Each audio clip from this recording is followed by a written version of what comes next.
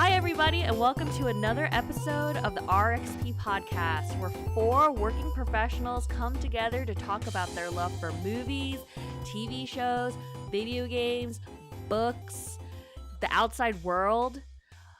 I'm your host today. My name's Tiffany, and I'm joined by my co-hosts, Alex. I am here. Matt. I am here too. And Yasser. I can't believe it, but I'm also here. He's here. And listen, new year, new us. We have a very exciting episode where we get to talk about the things that we are most hype about, most anticipating coming out in the year 2024. It's Year of the Dragon. We're going to vibe and we're going to gush about it, okay? So buckle up and get ready. Top 6. We like to do top things a little bit differently around here. You know, a lot of people do top 10s, top 5s. We're doing a top 6 of our most anticipated, starting from the bottom, going up to our mostest of hype, the hype Everest, if you will. Ooh. So I hope everyone has actually ranked their most anticipated experiences. Do you guys even remember why we do top 6s? Yes. You do? Oh, okay. Yes. I don't remember. It's because you jokers can't be, you need to be uninhibited from a top 5. It's like you just had too many things you were hype about at one point. Okay. That's literally what happened. That fits. So you're blaming Alex and Matt. Okay, got it. Yeah. Okay, y'all. I mean, I'm just going to kind of open. We did not talk about who's going to go first with their number 6, their lowest of hype, but still hype. Still hype enough to make the list. Who wants to go first? I'll go first. Okay. And this, I think, will blindside all of you because I don't even know if you guys are aware of this coming out. But it's something that's very also non-characteristic of me because I really don't talk about this a lot.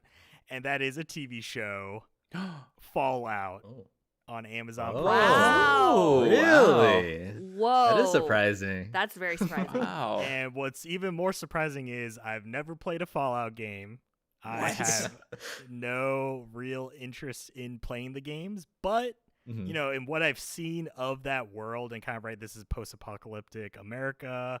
It has this it has its own sense of humor. There's a lot of like intrigue, right, in terms of what these vaults are. You know, every vault is its own experiment. So there's these kind of like ideas of like, oh, the people coming out of the vaults, like how are they being produced and everything. And so ultimately, because it is in the format of a show, right, I feel like this is similar to The Last of Us last year, where I think it's a way to introduce me into that world, and it's a world I'm ready to kind of watch and not necessarily play. So I think this is the perfect format for me to get into it.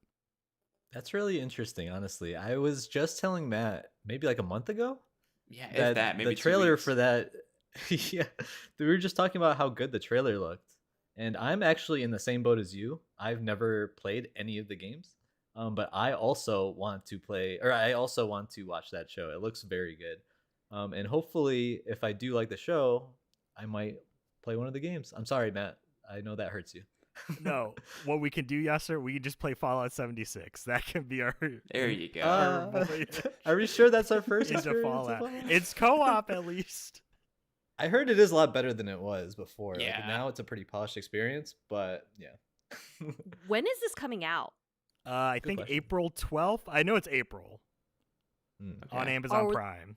Okay, are they going to do the weekly nonsense? I don't know if it's weekly. I don't know if it's a binge drop or anything, but I'm there. I'm ready to watch it. If it is weekly, are you going to watch it each week?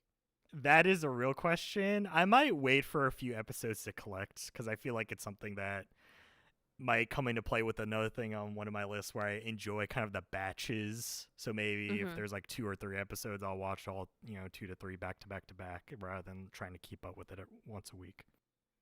This like makes me so happy, honestly, because Fallout is so special to me. Like Fallout 3, Fallout 4.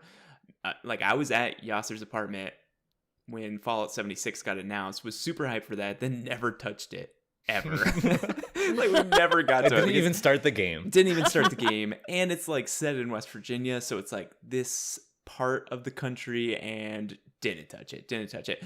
I'm so curious to see kind of like what kind of shared world there is. There is so much madness that they tell in stories based upon different vaults, and I hope they really get into that madness and really tap into it. I'm excited to see what this is, because is this, do you say it's Apple TV, or where is this coming from? Amazon Prime. Amazon. Yeah. Amazon has been putting so much money into every show that comes around. Think about Rings of Power, just like they dumped cash and it made for a really good show. So I'm kind of right there with you. I think this will be one to watch. So a couple things. First off, it's unfortunate it's on Amazon because as of very recently, they introduced ads to their service. Oh, yeah. Do not like that. Very unhappy. But I don't usually watch very much Prime, so it wasn't a big deal. I don't know when that starts. I think maybe at the end of the month. Sorry to date the show. End of January. But the other thing is, well, you said you're not going to watch it right off the bat. What if the first episode gets like a 5 out of 10 on like IGN, for example? Is that going to just turn you off and you're not going to watch it at all? No, Or because are you I still feel gonna give it like, a try, you think? especially with TV shows, and we've talked about this in the past too, when you haven't been on, but I guess to refresh in case you're a new listener, this is my stance on it. Reviewing episodes of a TV show is useless, right? Like it's one of those things where a TV show is designed as a season, and so it's kind of, you have the story presented over multiple episodes in an arc, right? Like you have the beginning and then the conclusion at the end of a season. So for me, when I see those IGN ratings per episode, that's like the most junk thing where I'm like, I wish this never existed. Like, I'm typically very nonchalant about reviews, right?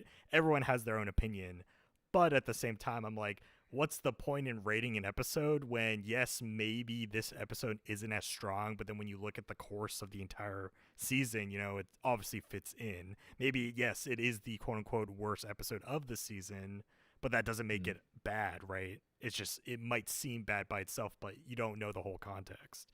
And so I think I generally agree with you, but there are specific episodes that have to be good, in my opinion. Like pilots, finales, for example, have to be good. And so those reviews I think are more relevant and important versus like a random episode in the middle of a season that could be a filler for like a backstory or whatnot. Anyways, we're going too far into it, but overall, I think that's an interesting point that you make. Can I say something I'm kind of concerned about with Fallout? And honestly, like, we're seeing this kind of resurgence of video game IPs being like put into TV and movies. When you are in an RPG, like, your character is based upon your decisions, and your decisions could be different than like Yasser's decisions or Alex's decisions or Tiffany's decisions.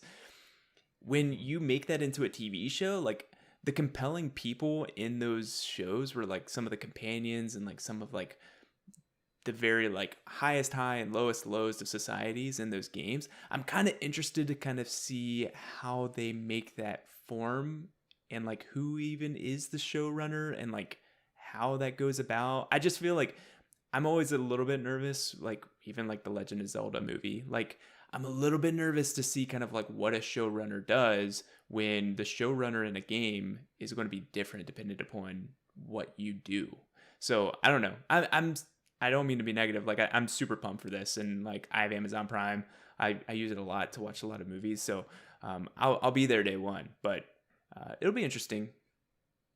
Yeah, I'm not sure who the showrunner is, but I know that Jonathan Nolan is involved as like writing, so that's pretty good in my opinion. That makes me pretty hyped. Westworld yeah, fame. It'll be interesting. Yeah. Oh yeah, the first 2 seasons. We don't talk about the others. Yeah. I usually give a show 2 hours of my time before I write it off. Sure, yeah. Whether it's, you know, half-hour episodes or hour-long episodes, if you don't hook me within 2 hours, or I find a detestable character that I don't want to spend time with, I just drop it. There's too much to do, you know? Hence our podcast. We'll let you know if this is worth anything at the end of the year. Exactly. Yeah. Just kidding. I didn't mean it like that. You get 2 episodes before you never have to click on these videos ever again. Yeah. Please come back. Night. That's fair. Or I'll go next. Okay. So this year, I'm excited for, like, I think almost everything on my list. Yeah, everything on my list has a date. that it will happen. One thing does not have a date, and it's my number 6, and it's Elden Ring DLC. This is going to happen this year. I know it. I know it. There is so much speculation. Just go on the subreddit and you can kind of see. They're like, hey guys, where's the DLC going to be? Like, what is this hidden part of the map? What do we think it's going to really focus on? I'm just like ready to go back in. Elden Ring is one of those games. Oh, go ahead. I just want to say you're pointing at the subreddit, but mind you, that subreddit has existed for almost like a decade. And even before Elden Ring was like had any real details, people were like theorizing this is what the game is. Oh, have you tried that build? Like, I don't think you can trust anyone on that subreddit. No, you can. You can trust the hype. This is the episode for the hype, and if you want to go to the hype, that's where the machine is on the Elden Ring subreddit. I'm pumped for this game. Elden Ring is a very special game to me. It was my game of the year when it came out. I have not deleted it. Ever since I beat it, it's still on my PlayStation 5. I have a digital version of PS5, so it is eating up a whole chunk of my change, but it will remain that way until DLC comes out because I just can't wait. I cannot wait for this to come out, and they can announce it anytime. Like, Xbox supposedly is going to have a showcase soon, like within the next month or so, supposedly, and I think that's a great time to announce later in the year DLC. So, do we have any idea of like what this DLC will even look like? Because a lot of I haven't played very many Souls games, so I don't know like what extent of DLC they typically release. So, what are you expecting out of this? I think it's going to be a lot of the DLC that I've seen in a lot of FromSoft games has been basically like a portal that takes you to a different world, like whether or not that's like literally the end of the world or a painted world or something that's just very different stylistically to everything. They called it, I forget what the DLC is actually called, but it has something to do with the Erd tree, and I don't know. Like, I think that like this could just like transform us into kind of like a different art style of like it just being a city of light or something that could be kind of like indicative of the Erd tree. I don't know.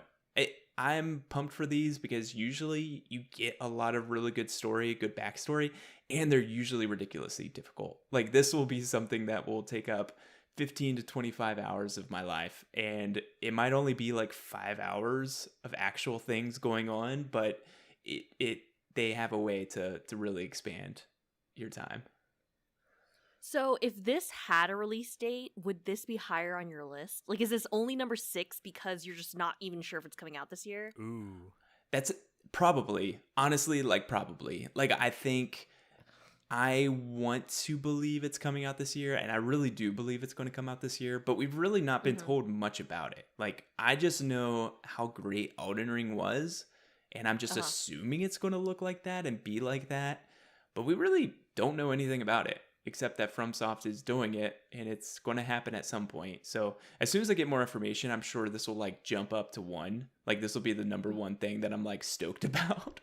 But for right now, 6 is great. Like, 6 is something I'm still super hype about. One of the things I'm looking forward to do this year. Let them cook. Let them cook. That's true.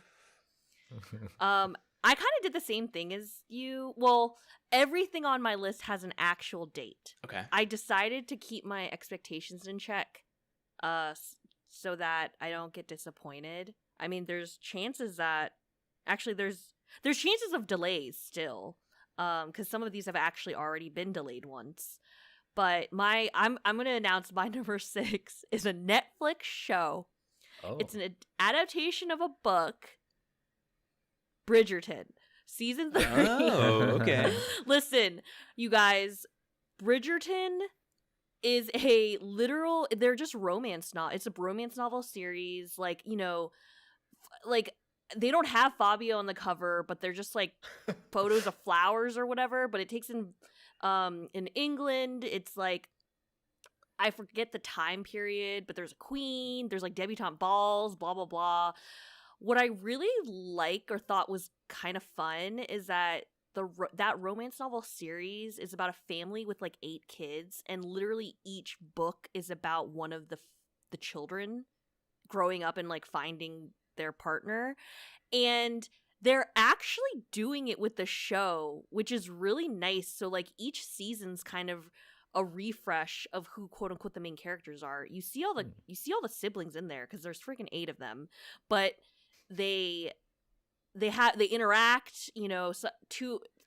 The first 2 seasons, 2 of them are already married. The 3rd season is this girl's may or may not get married. I mean, she's probably gonna get married, but it's really fun because it's also weirdly kind of in a Gossip Girl style. If you guys are familiar at all, Gossip Girl was like, there was a narrator that talked about knowing all the gossip and would like kind of narrate parts of the episode.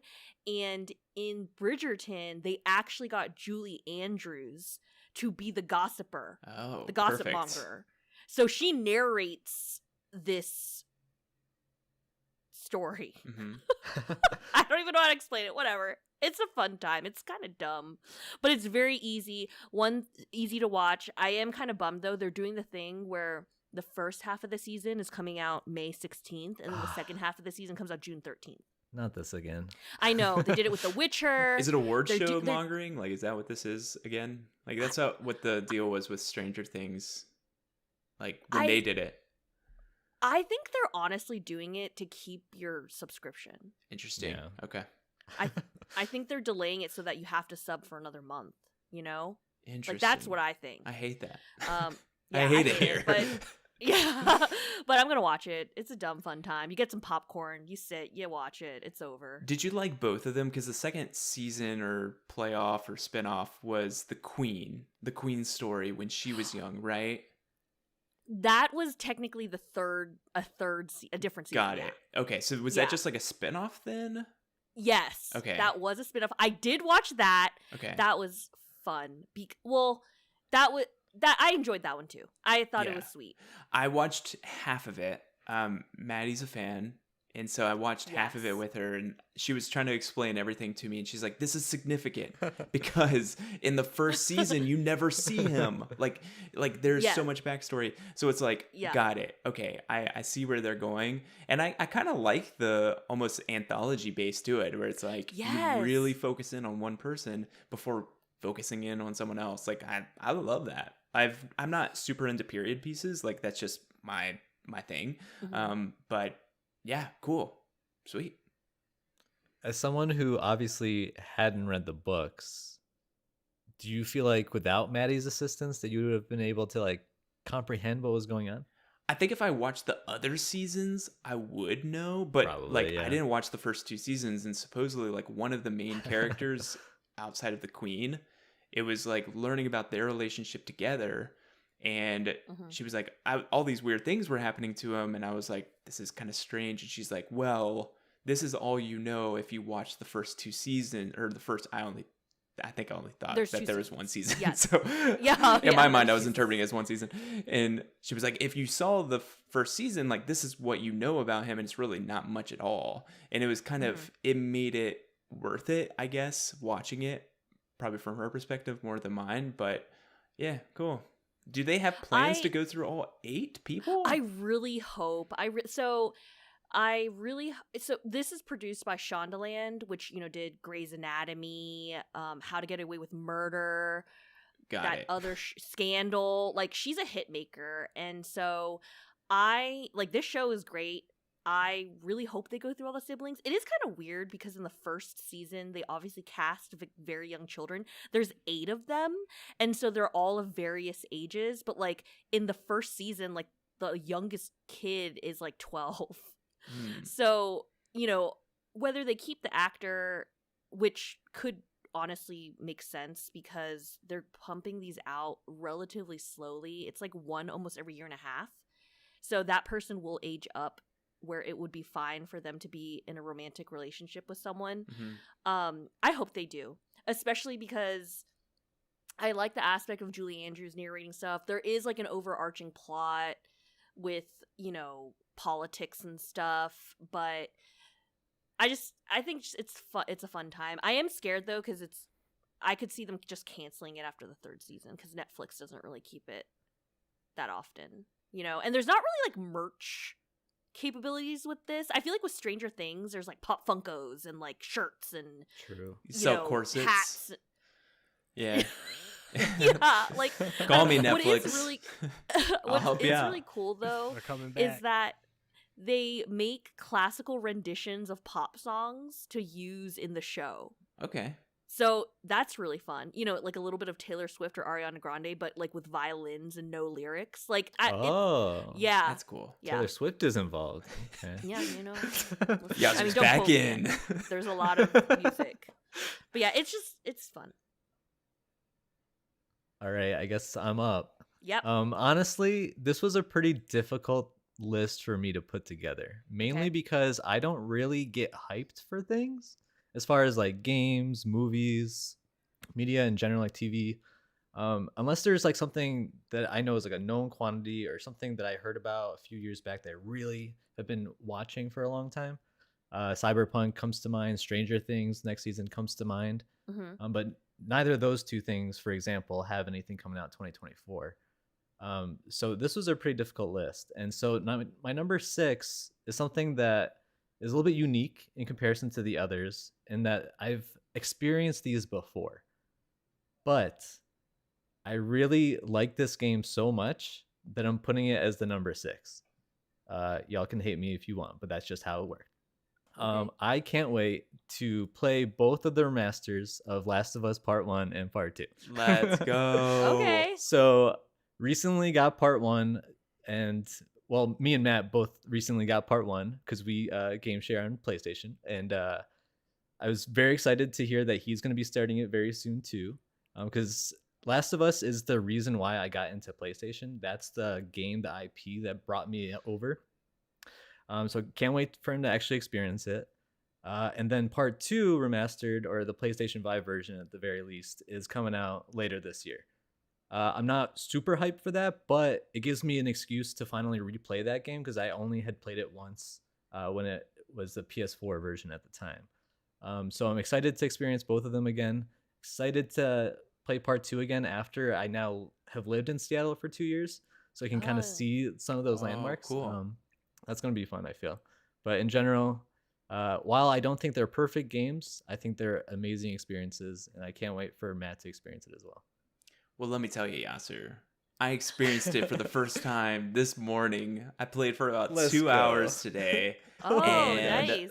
Loving it so far. Like I have the first game spoiled for me in a way because Yeah, I watched Last of sure. Us, the TV show. So HBO show. but Mhm.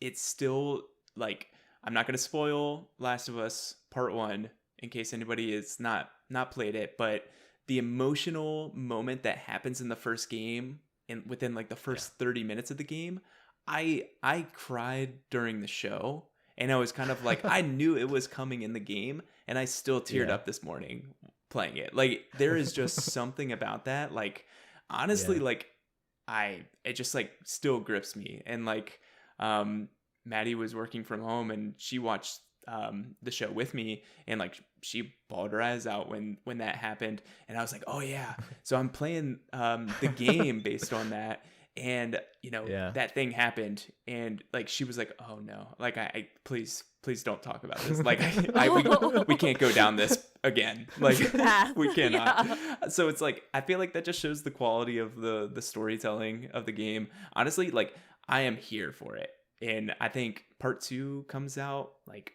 within a week or two. So hey man, let's do it. Yeah, I'm really excited to like see your perspective from someone who's watched the show first. I'm Mhm. coming from the perspective of having played the PS3/PS4 game first, and then seeing what the new updates look like. And trust me, at least for Part 1, it's a big difference Oh, jumping really? from especially the PS3 version to the PS5 version, because they completely updated the facial animations and the textures across the board. They basically remade the entire game, but kept the core foundation of the story obviously intact. So seeing how you can see emotion in someone's eyes and faces Mhm. that you couldn't see before, and people like actually look like real people now. No offense to PS3 games, but like obviously we've come a long way. So it's gonna be exciting to see what how you're kind of absorbing this first experience in the game, coming from the television show, and how I'm going to experience it coming from the older games. I feel like that needs to be a podcast. I feel like this could be a peer review in the You making. guys Part can 1, peer part review 2. it.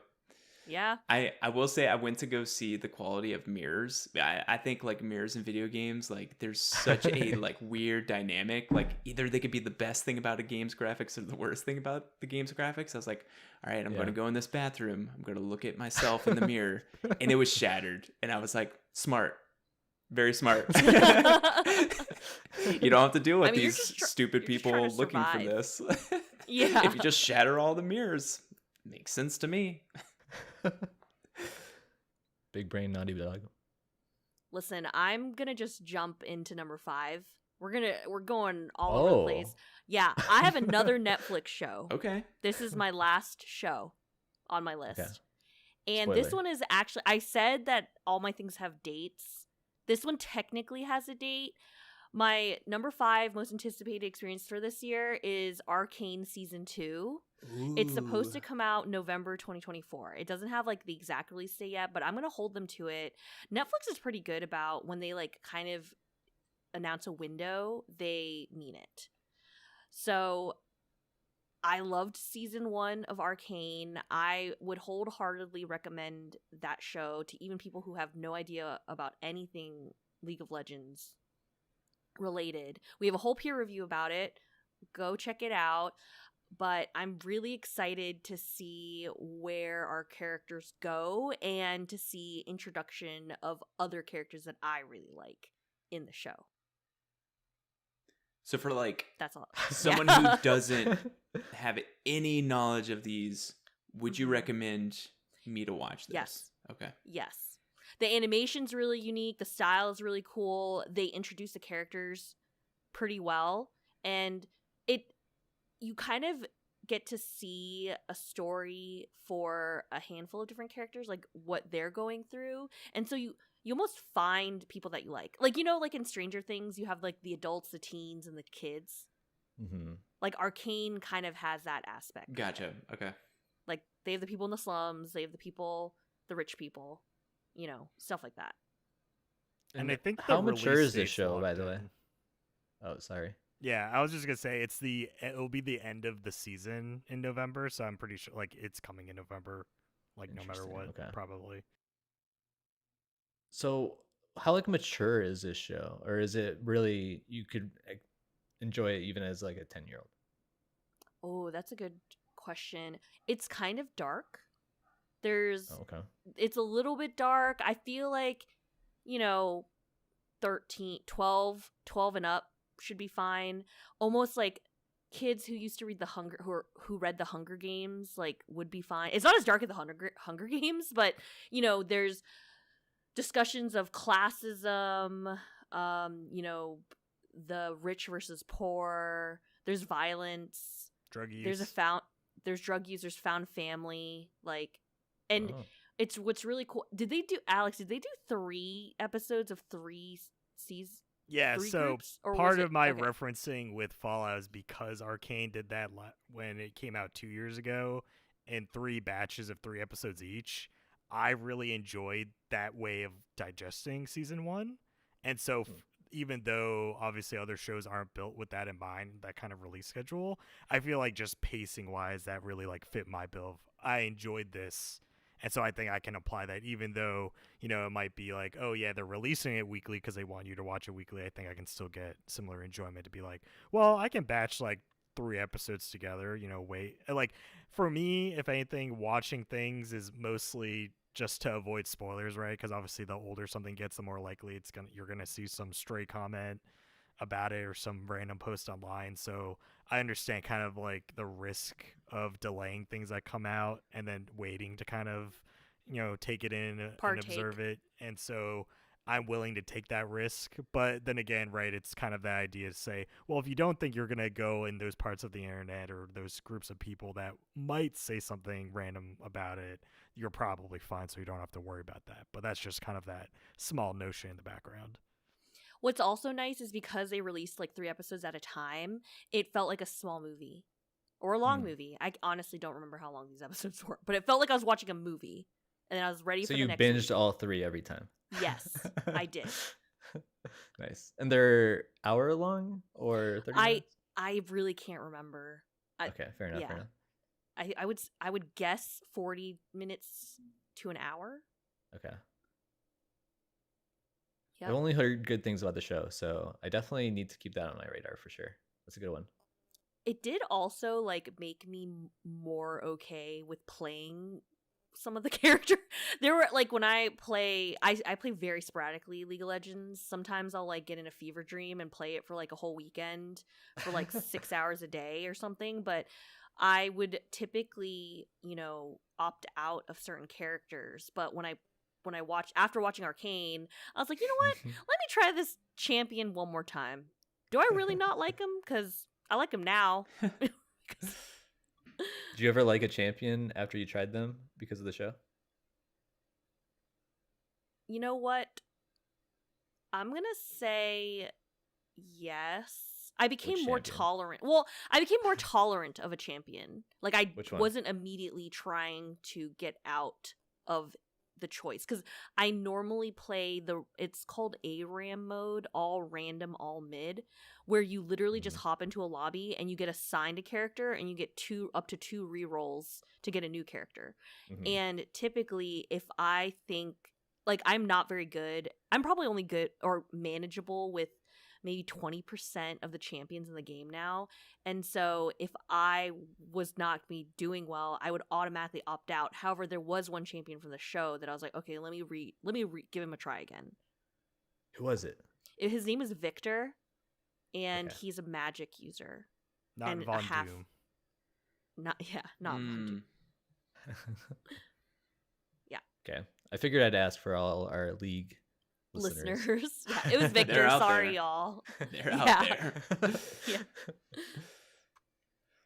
All right, Alex and Matt are like asleep right now. One of y'all go? Go for number Asleep? 5. All right, I'll go number 5. So my first movie of my top 6 most anticipated, my number 5 is Joker 2.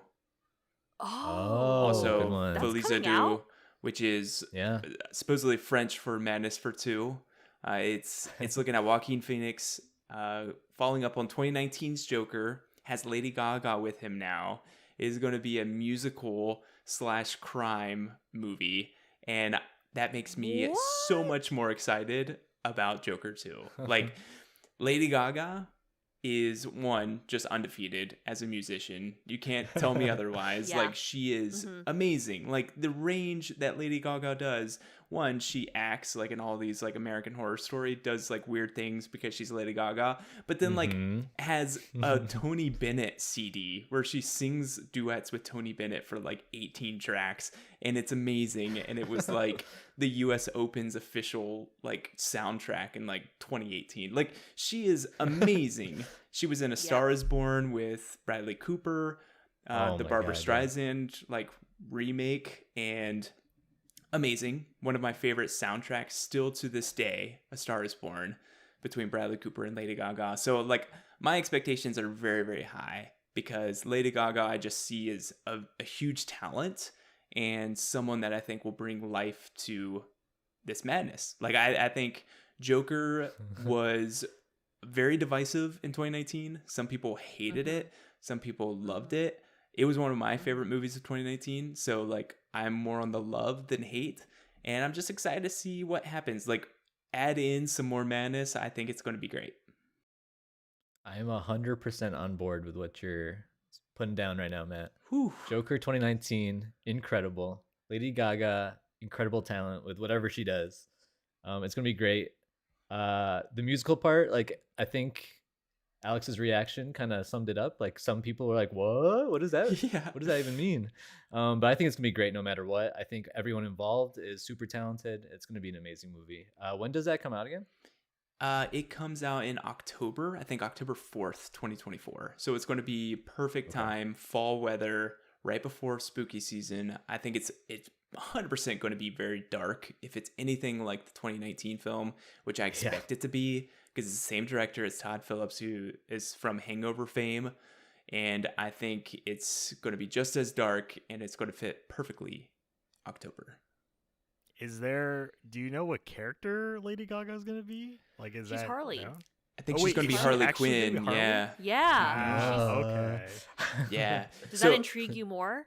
I mean, it feels like it's the obvious pick because it's like who goes with the Joker, and so I just thought like I didn't know that they'd be like, okay, now it's gonna be her take on it, because I still feel like we're still really close to Margot Robbie. Yeah, Margot Robbie's representation. So obviously this is gonna be, people are gonna make comparisons, even though obviously it's a different take. And so I just don't want there to be some sort of unfair thing, right? Like, this is her version of it in this version of the DC lore or whatever, right? So that's disconnected from everything else they're doing in their cinematic quote-unquote universe. So definitely, though, hearing it's a musical and stuff, obviously keeping with the very dour tone. But I never saw Joker, but definitely, like, that aspect gives it a little bit more intrigue for Panache. me. Yeah, of like, wow, that's what it's going to be. Like, this will be definitely like an interesting movie in and of itself, just because of the theming combined with the style of movie it is. I feel like the first thing you got to do is make sure you watch Joker 2019 at some point. Great movie. I think you're going to enjoy it. But yeah, honestly, we had Suicide Squad with different Joker, different Harley Quinn. I think people understand that they're separate universes, even though it's a little not ideal that they're happening at the same time, or at least close enough together. But I feel like this movie is completely on a different level than any of the Suicide Squad movies, personally. Yeah. Like, even Matt Reeves, the Batman, is going to be separate from the DC universe now. So like, this is like an even more distant cousin that will probably never have any connection to anything else, and I'm here for it. Like, I'm a little bit connected out. Like, connected universes sounded like such a cool thing back in 2006, but like now I'm just ready for like standalone films, and it sounds like I'm like a crotchety old man, like, no, go back to normal stuff. But I'll just say, like, 2019 Joker took a deep dive into mental health and like the creation of villains in a very specific way that I'm really excited, because Harley Quinn's backstory is one of the most fascinating parts of Batman. Like, it is a therapist who treats the Joker, and in doing so falls in love with him. And so when they're focusing so much on mental health with Joaquin Phoenix's character, I am very, very curious as to how they're going to handle this, and I think it's going to be like very poetic, and I'm here for it. And, you know, Lady Gaga is the perfect choice for the role because she has the poker face to go with his Joker face. Oh my God. Boo. Get him out of here. Just go to your number 5. All right, my number 5. Short and sweet. You know, I feel like just the title speaks for itself. Final Fantasy VII Rebirth. There Dang. we go. That's only your number 5? It's it's only my number. So obviously it was my game of the year 2020. You know, I helped introduce Matt to its glory, right? He's going on the journey. He just finished Crisis Core. He learned Zack's backstory. He's getting all this good lore in. And the fact that this is my number 5 is mostly because, right, it is, even though this series, this new trilogy is in effect a sequel to the original 7, it is retreading a lot of the old ground. And so because of that, right, like, I know most of the major plot points that are going to happen, right? They did mention they might not happen the same order, but they will mostly be there in the same form. There is one storyline I'm very intrigued, and that's Barrett's background story. That's one of the going to be the first stories that we're going to dive into kind of as an arc. And so I'm definitely interested to see how they remake that. But besides everything else, it's this slow because of how much I'm familiar with it, yet I am excited for it, right? Like, this is a continuation of the remake combat. You know, they added a lot more combination attacks, so the characters are cooperating with each other. And more importantly, we're going to see the rest of the crew, right? Like, we're getting Vincent Valentine, we're getting Sid, we're getting Kate Sith, which is now officially named Kate Sith, unfortunately or fortunately.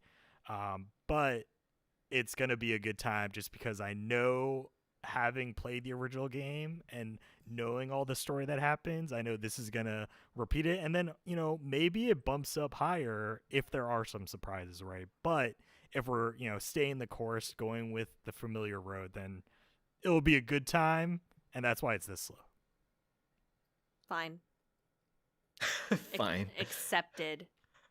I think this is going to be excellent. I'm excited for you, Alex, because I think it's going to be way more surprises. Like, I think that from what I've heard, and this is me who has not actually played Final Fantasy VII all the way through. I've started it like a million times, but never actually finished the original. But just how they've started and like remixed a bunch of different things, I wonder if like your hype meter is going to be higher. It would be interesting to see your hype during it and after it compared to mine during and after, when I just don't have that backstory. Like, will it hit the same or like higher than me? But it looks so good. It looks so good. So good. Yeah. And it's out in like a month, so we don't have to wait too long. On the leap day, Mm-hmm. And I'll say this, obviously I'm excited for it because it's just 2 words: gold saucer. That's all that needs to be said. Gold saucer. What does that mean? It's the casino area, basically. Ooh, Okay. I love casinos in video games. I hate casinos in real life. Like, I love casinos in real life. I don't know. What? Like, they like smell like smoke, and like I'm just like not into it. I'm like, there's no windows. Like, this is all ploy to make you spend money. But in a video game, I'm like, let's go. Mini games galore. That's what's gonna be. Chocobo racing. There's like a beat 'em up like Rock'em Sock'em Robots mini game. It's gonna be a good time. You're gonna spend like 20 hours just at the gold saucer. Think about all those trophies. I did play darts. Played darts for a very long time. So Wait, there's in remake darts in casinos? in the first one, yeah. In the bar. Yeah. How long did you play that for? It was We just don't a have to talk quick about mini it. game. We don't have to talk about it. All right. Yoster, you're it's number up. 5. I'm up again. I'm last again. All right. This one's pretty straightforward, I feel. It's Deadpool 3. Nice. Yes. Let's go. I think we're probably all pretty excited about this movie. Mhm. Ryan Reynolds just came out with his Deadpool mask for an award show, I think, the other day. Yeah, he did. So that was pretty exciting. And yeah, I'm just excited. Wolverine's going to be in it. I love Hugh the first 2 Jackman. movies. Yep. Hugh Jackman's coming back for the Wolverine. Yeah. It's going to be a great time. It's going to be hilarious. I don't know when it's coming out, but I know July it's coming out this year. 26th. Thank you. And I know it's going to be a great time. And I know the date because it might be on my list as well, but we'll get to it when we get to it. But it's And that's higher. okay. Yeah, it's higher. Well, it's not on my list, so let me gush about it a little bit more. I love that they're bringing Wolverine back with his like original 1997 X-Men outfit with the like yellow and blue. Like, I know it's probably in comics before that, but like they were my X-Men, the 1997 comic series on TV, and I am pumped for this. Like, Deadpool 1, Deadpool 2, honestly, so good. Honestly, let's just like take a So step back. good. Comic book movies that have not missed yet: Deadpool, maybe Guardians. Like, I enjoyed Guardians 1, 2, and 3, but like Ant-Man ruined that this past year. Like, that's not there anymore. Like, Deadpool has hit, and like I am expecting this to hit because Ryan Reynolds must be Deadpool for the rest of his life. And then when Ryan Reynolds unfortunately fades from this earth, we will no longer have any other Deadpool stories because he is Deadpool. Like, that's just it. I love how feel the same. Sorry, go ahead. I was just gonna say I almost feel the same with Wolverine. Yeah, I love Hugh Jackman as Wolverine, so we'll have to see. I mean, I'm pretty sure this is his last movie. Yeah, but I'm really glad it's this one. Yeah, I mean, it was already supposed to be his last movie in the previous Wolverine. But I love how him and Ryan Reynolds are also like best friends, and they've been like posting random pictures of them on set since it's been announced. So just gonna be good vibes that this movie's gonna be amazing. So excited for it. We're gonna talk about it again. Yeah, that's how excited I am about. We're gonna talk about Is it your number 4? No. Oh. Otherwise, I would have. That would have been a perfect segue. No, you know what I mean? Yeah. Who wants to go with their number Well, 4? I'll go number Do we 4 snake? since you Oh, went okay. first last time, so I'll go first this time. Another movie. This is someone, when you're talking about like a familiar product. I have this at number 4 because this is actually a follow-up to one of my favorite movies of all time. One of my top 5 favorite movies of all time from almost 25 years ago. Anyone want to garner a guess? Technically 24 years ago. Follow-up? Yeah. A follow-up? Ridley Scott movie. Beetlejuice? No, that's a great guess. Oh, that's a good guess. Because they are making a Beetlejuice 2 that's out this year. So Gladiator 2 comes out this year. Oh, okay. It's a follow-up from the Solid one, too. 2000 classic, Ridley Scott, Russell Crowe. Honestly, one of the best movies I've ever seen in my entire life. When I was in middle school, we actually had an extra credit assignment. This is a complete aside. I wasn't planning on talking about this until right now. I was so obsessed with Gladiator. We had an extra credit assignment to make a movie about something. And so I reenacted the entire Gladiator movie. What? Yeah. I played every entire part. movie? I played every part. I played Caesar. I played the love interest. I played the boy. Like I played the gladiator. I played everything. It was like How long short. was this? It was like 15 minutes. Oh, I remember filming it in my basement. My sister was like the extra. So like when it would cut to me, it would like be on my face and then I would stab and then it would cut to me getting stabbed and my sister was standing there with her back to the camera. So it looked like I was stabbing myself. It was awesome. Like peak early 2000s, like with the family camcorder, and I submitted it and my biggest regret is that I never saved a copy. It's lost. Like I was just gonna my ask. God. I know. How is there no copy? I submitted it. And like I had Mr. Stottlemyre for 6th grade history. I think this is who it was for. I have thought about it multiple times, like in the past like 5 years. I should reach out to that guy just to see. Like he probably threw it away years ago, but just for a chance. Anyway, back to Gladiator. Not taking any questions, sorry. Back to Gladiator. This is following up just an amazing film. In my mind, a 10 out of 10 film. And this is like weird. I am excited for it. I am so nervous to watch it because it is such a peak in my mind, top 5 movie of all time. I am really nervous that they might mess this up. Like they have a great cast. They're basically. Have you guys watched Gladiator? Of course. Okay. I don't actually think I've ever seen it. What? So this is following his son, basically. Okay. Following his son like years later, and there's a new Caesar. There's a new. Yeah, everything. Like I really don't know much else about it. Like Denzel Washington's in it. The guy from Denzel's in it? Yeah. The guy from Stranger Things, the rocker from the last season, he's actually the new Caesar. Billy? Yeah. Or was it Billy? The last season, the guy that was like had the guitar. With the guitar and everything. Yeah. That was Billy. Oh, wait, no, that's someone else. Sorry, no. You're right. Keep going. But they're like great cast. Great cast. I'm just a little bit nervous that it won't like go up to my standard. You know what I mean? Like that's in my mind. Like I rewatched Gladiator, the first one, and I'm like, this is still a 10 out of 10 film. Like it literally has everything.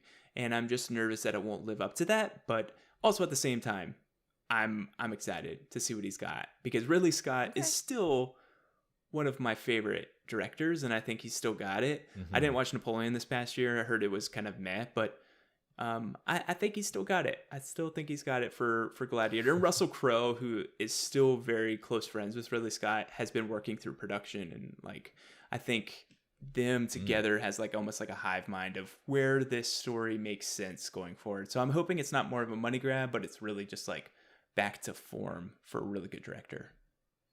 So it's coming out in like the end of November. Like you have a very slow drip ahead of you, Matt. A lot of you're gonna have to wait a whole freaking year for this stuff. I know.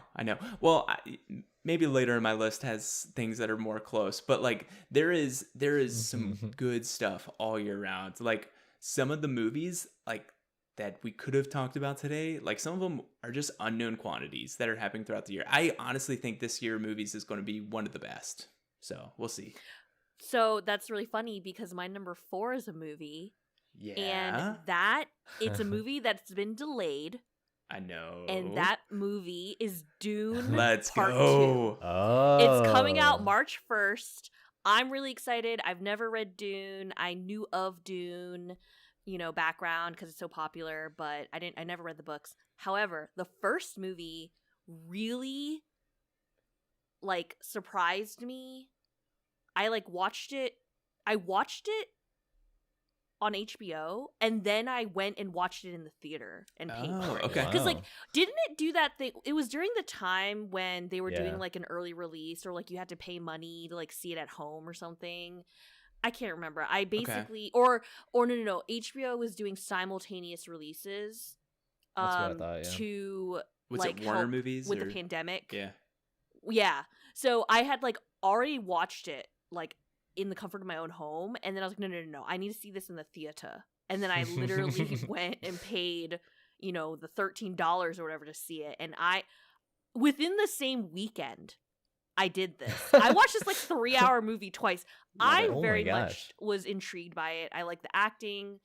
It was the cinematography, the special effects, just super cool. I'm really excited to see where the story goes. Mm-hmm. Can I ask a question? Yes. Because I asked this to many people who have either read the books or watched the movies or both. I've tried getting into the book, and it's very dense, especially early on, at least in my opinion. And I know a few people that I've asked have agreed with me. Has anyone here read the books? I guess I'll start there. Yes. I have read Okay, some of so the books. Matt has read it. Have you watched the movie? Yes. Do you think the movie is a good bridge into the book so that it becomes a little bit less dense and daunting with all the new names that are introduced in the first 5 pages? Yeah, so I watched the movie and I was very confused. I didn't understand. Okay, you're part of an empire and you've got this other place that hates you, and then and did you watch it before the books? A world. Yeah, so I watched it before, and I was like, I don't really understand this, but it seems like a good movie. So then I read the book. So I read the first book, which part 1 and part 2 is directly from the book, and then I read the second book, which is Dune Messiah, and then I have the third book on my bookshelf, and it's just waiting to be read. But I loved the first 2 books. Loved the first 2 books. Okay. And it honestly, Yasser, watch the movie. And that's going to give you so much context. For me, it helps me visualize. And I know there's people that are read first, watch later, read first, watch later. There's no other option. I'm sorry, people. For me, it helps me. It helps me visualize the world, because I honestly think now reading the book, they did a great job with the movie. I've since rewatched the movie, and they've done a really good job. They've not cut corners. They have put the imagery that is on the page, but it helps with the names. It helps me if I'm who the heck is this person? I'll literally Google the Dune cast, and I was like, got it. That's him. He's the master assassin. Because, hey, they talked about a master assassin. Well, guess what? They don't tell you in the movie that this guy's a master assassin. They don't use that title. Yeah. And so it's hard for me to kind of go back and forth. So I would suggest watch the movie, enjoy it, read the books, and because of that, you're going to have such more appreciation for the movie, and you're going to understand it so much more. Okay, I think that's my plan. I'm going to watch part 1 because it's already on Netflix. And then when does part 2 come out? March 1st. Okay. Should I start the book before part 2, you think? I'm going to defer to Matt. I think so. I think it's a good book. I honestly think it's a sci-fi book that has stood the test of time. Watch the movie. You reading the book, you'll want to know all the details of it, and then once you get past the part where you're at in the movie, it flies by. The rest of that book just literally flies by. As soon as I got to the point in the book where part 1 ends, part 2, there is a ton of stuff that happens. And I don't think that ruins. I think I'm going to appreciate Dune Part 2 way more because of it. It's Hey, a that hefty means book. It's the like movie's gonna be great. It's like 600 pages. So like it is a commitment, but if I can do it, you can do it. I'm also kind of like waiting for more news on, HBO said that they were going to do like almost a spin-off series with like the space nuns, or I call them space nuns. Space nuns. Because there's like a nun group. Well, I don't know if they're not called nuns, but like they're like women with powers or something that are nuns, basically. I don't know what to call them. It's the like, you know what I'm talking about, right, Matt? Gesserit or whatever. I don't know how to pronounce it. Oh yeah, the Ben Gesserits. It's basically like his Bene mom Gesserits. is part of this group, and basically they marry different species to come up with like the best bloodline, because supposedly like so I guess it's anti-nun. The chosen one.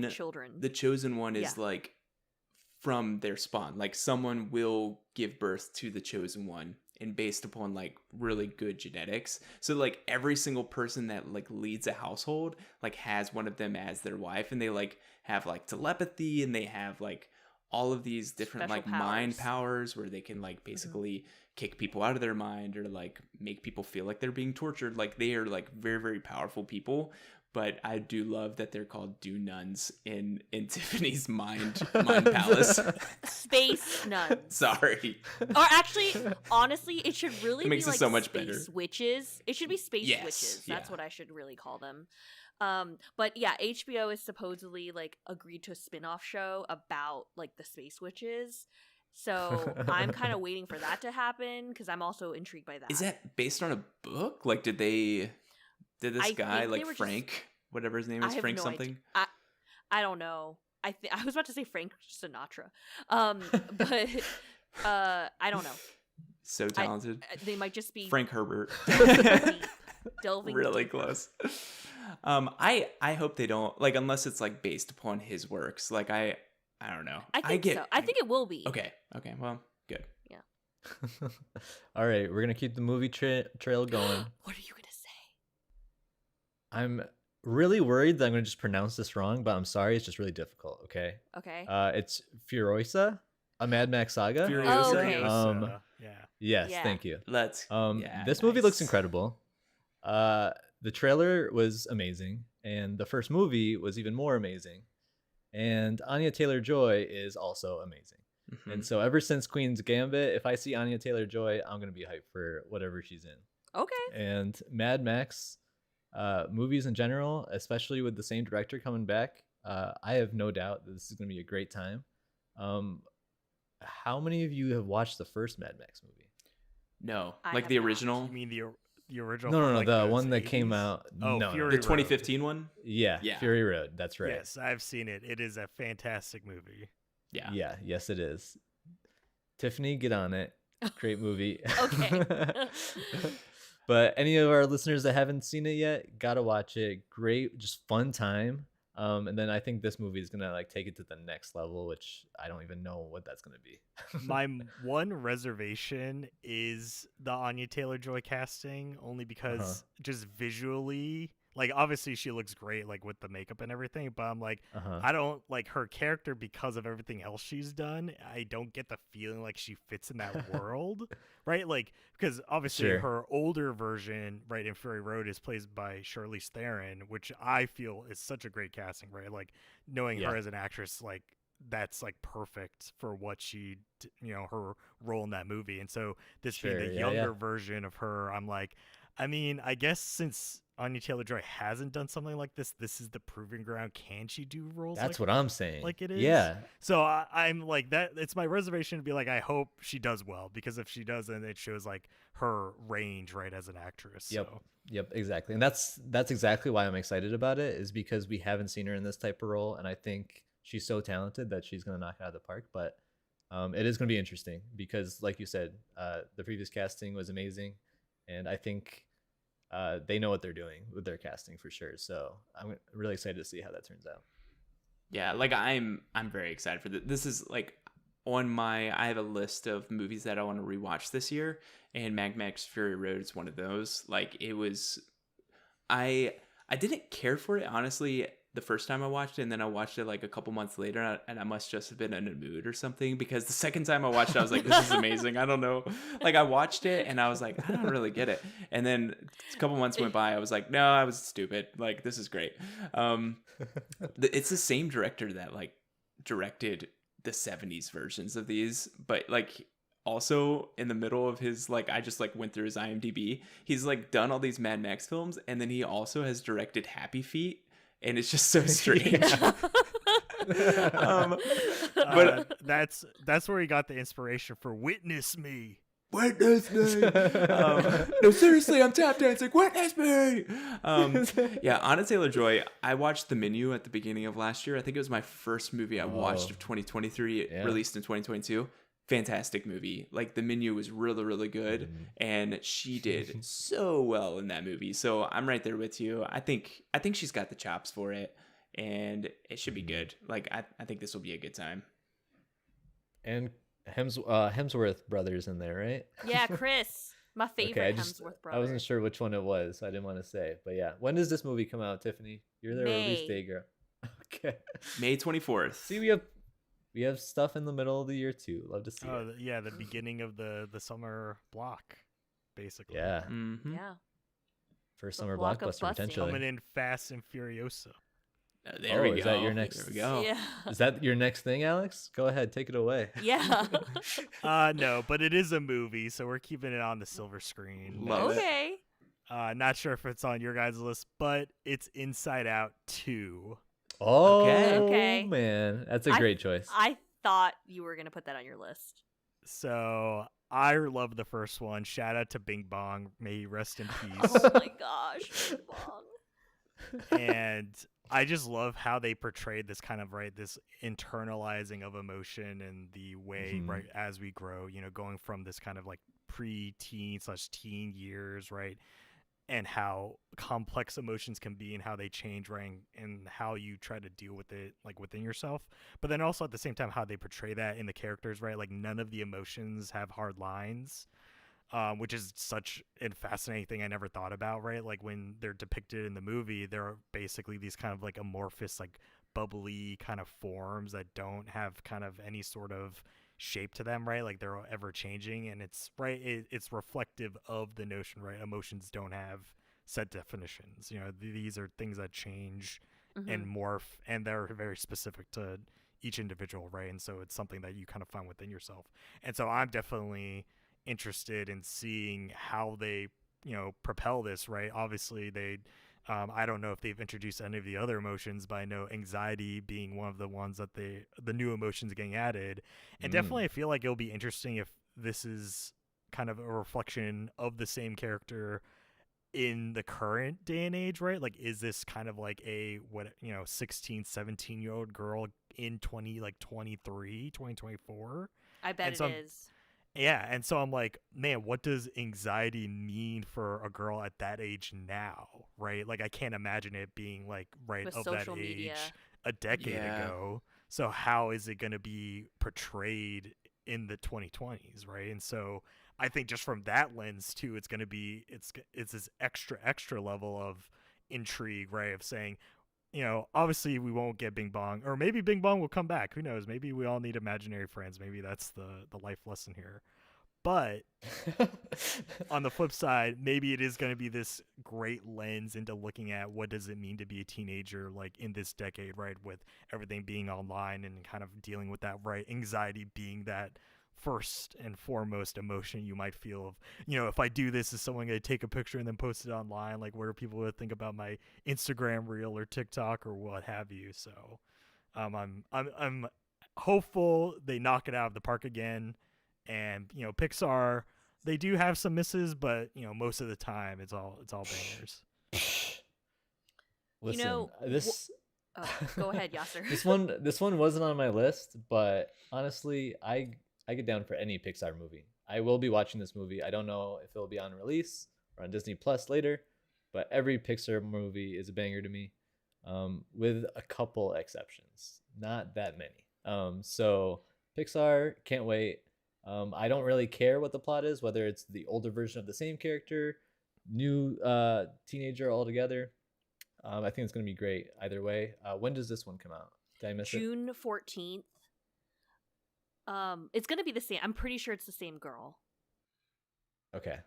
That is very exciting. I can't wait for it either. I think that would be like a cool take on it, to like see how emotions evolve. I think like having that as something, and like going into adulthood and like young adulthood, like trying to figure out what you're supposed to do for a living, like like that's things that all four of us have like experienced, and like I think it would be really real for an aging Pixar audience. Like I feel like this is going to hit so well with many like millennials, Gen X, like people that are a little bit older than just like Gen Z.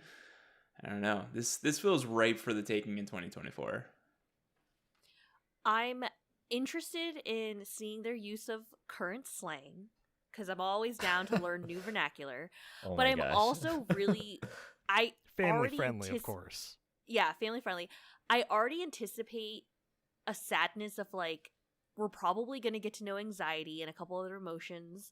And I bet by the end of the movie, a couple of them are going to just disappear or evolve or whatever. Oh my God. Because, like, they almost have to retcon some stuff, because there were scenes in the first Inside Out with the mom and dad emotions only having the standard 5. Like, you were in their head. And then we even saw, like, a dog and cat in, like, the after credits. We saw like their dog cat emotions that only had the 5.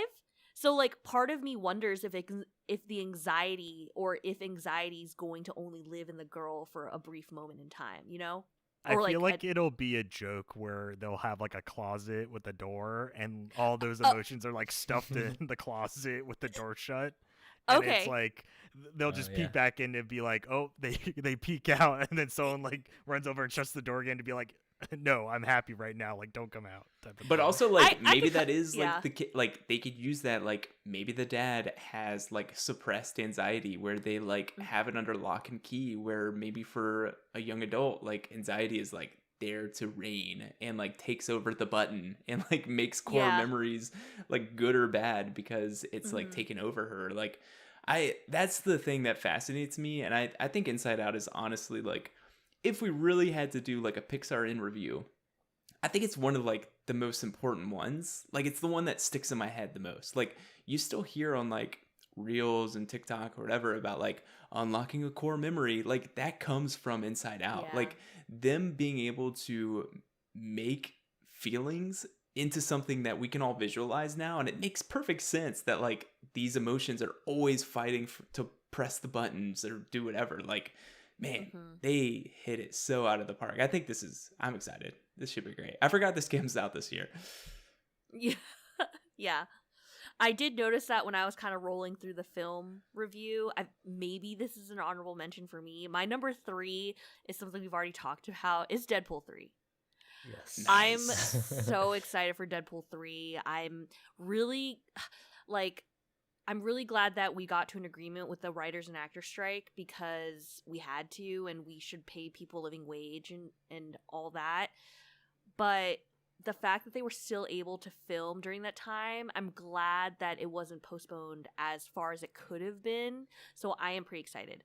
I only have a tiny reservation in that they couldn't ad-lib as per contract, like because the strike was ongoing. So they had to essentially follow the script that was already written. Yes. Because it was still filming during the writer's strike, not necessarily the acting strike, because they did, pause then, but Interesting. But okay. yeah, because Interesting. I know Ryan Reynolds probably ad-libs like all the time, but he had to like hold himself back. But I still think they're going to put out a quality product. I really feel like Ryan Reynolds would try to kibosh it if he didn't think this was going to be a great movie. So I'm really excited for it. Do you know how much of the first 2 movies were kind of like freeformed? Oh, that's such a good question. I don't know. But I also feel like I remember just seeing a blooper reel of like TJ Miller like going through like 18 different lines in one scene, but also I mean he's no longer like with the project at all, but I feel like the vibe on set like would support people ad-libbing it if they wanted to. Makes sense. Yeah, that's my number 3. Still We already think it's gonna talked be about exciting. it. We're all super excited about it. Yep. Yeah, We're all can't on wait for board, that on movie. the hype train. All bought tickets. Should we keep Yeah. it to the movies? We've had like a movie chain. Do you have if you another have one. movie? I have a for it. movie as my number 3.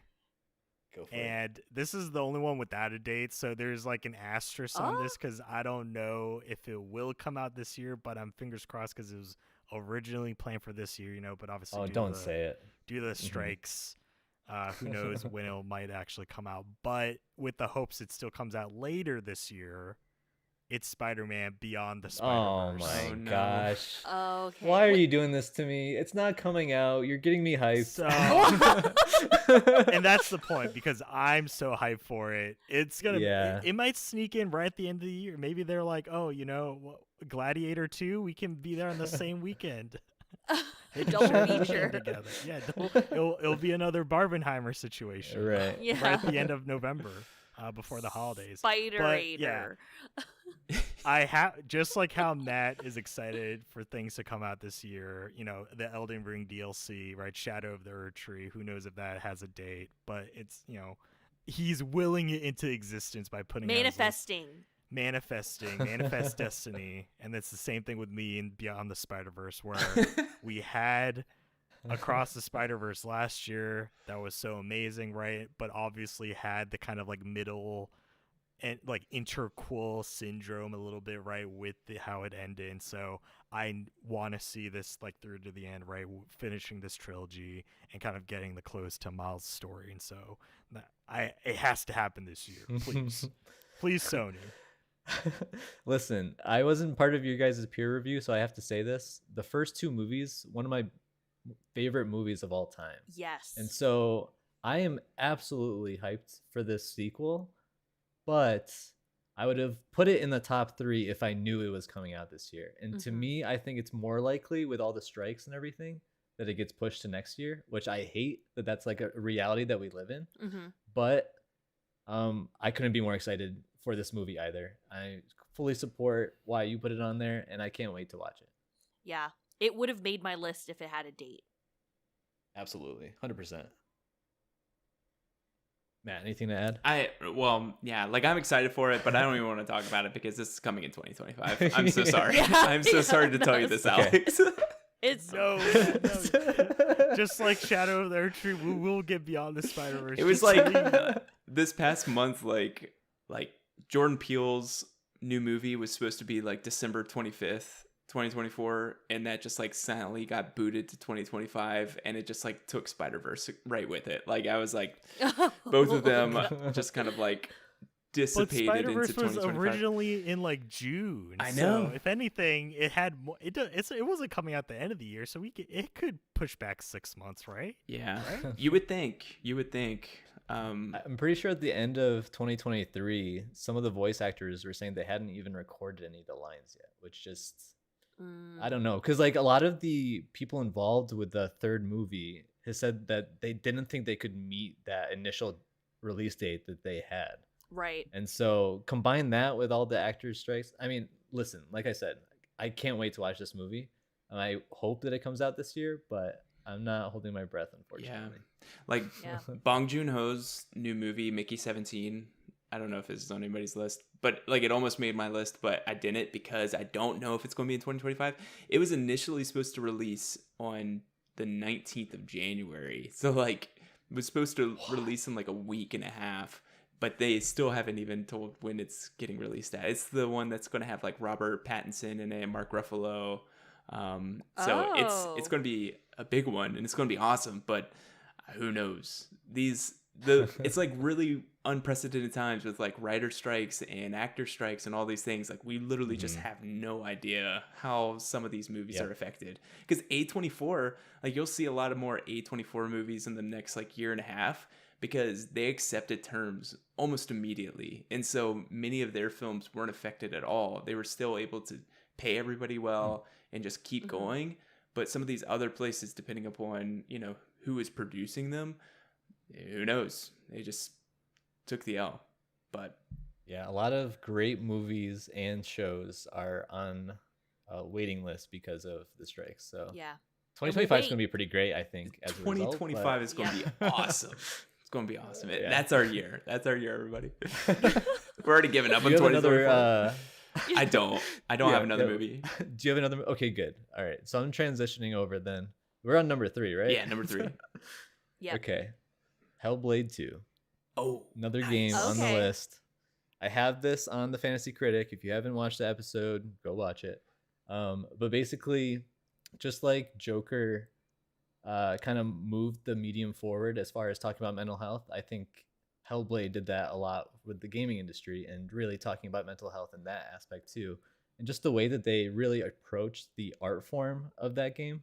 I don't know how many of you actually have played it yet, but if you haven't, whether it's one of y'all or one of the listeners, it's an interesting just experience overall. It's not the longest game in the world. You're not going to be like blown away by the gameplay, but the experience itself is a lot of fun. So I definitely recommend it. And that's why I'm really excited for this second sequel or this first sequel, sorry. And we don't have a release date, so that's definitely concerning, but we have been confirmed multiple times that it is going to be 2024 and it's going to be on the Xbox showcase in a week or so, like Matt said. Okay. So very excited to see what they show in that showcase as well. I'm sure we'll get a release date. At least that's my thought.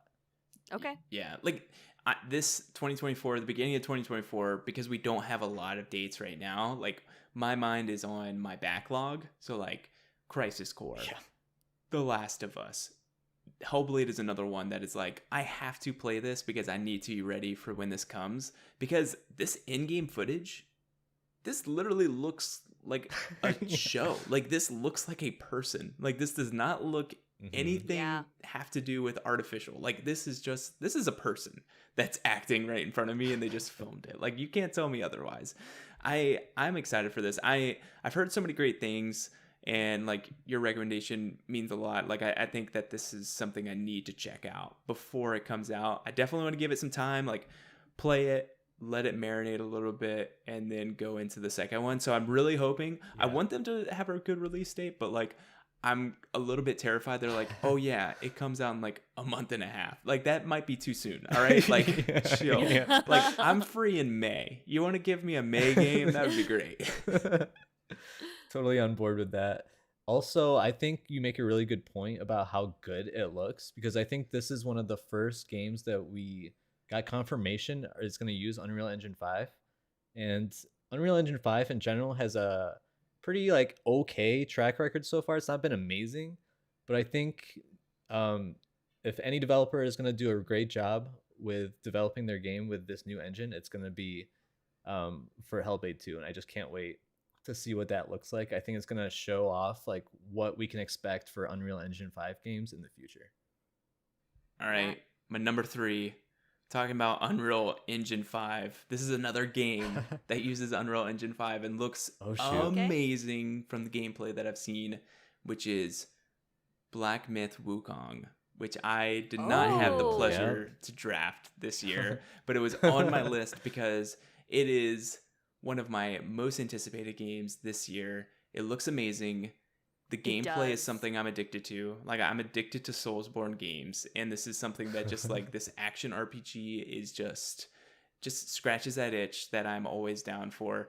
I'm really excited for it because I don't know a lot about like Chinese mythology. I don't know a lot about history in that era, and this is based upon a novel, supposedly a Chinese novel that I don't know anything about, and I'm just really excited to learn about that. And at the same time, I'm excited to like have fun gameplay and for it to look amazing. Like this gameplay, it's like, I don't remember, it released at least a few months ago.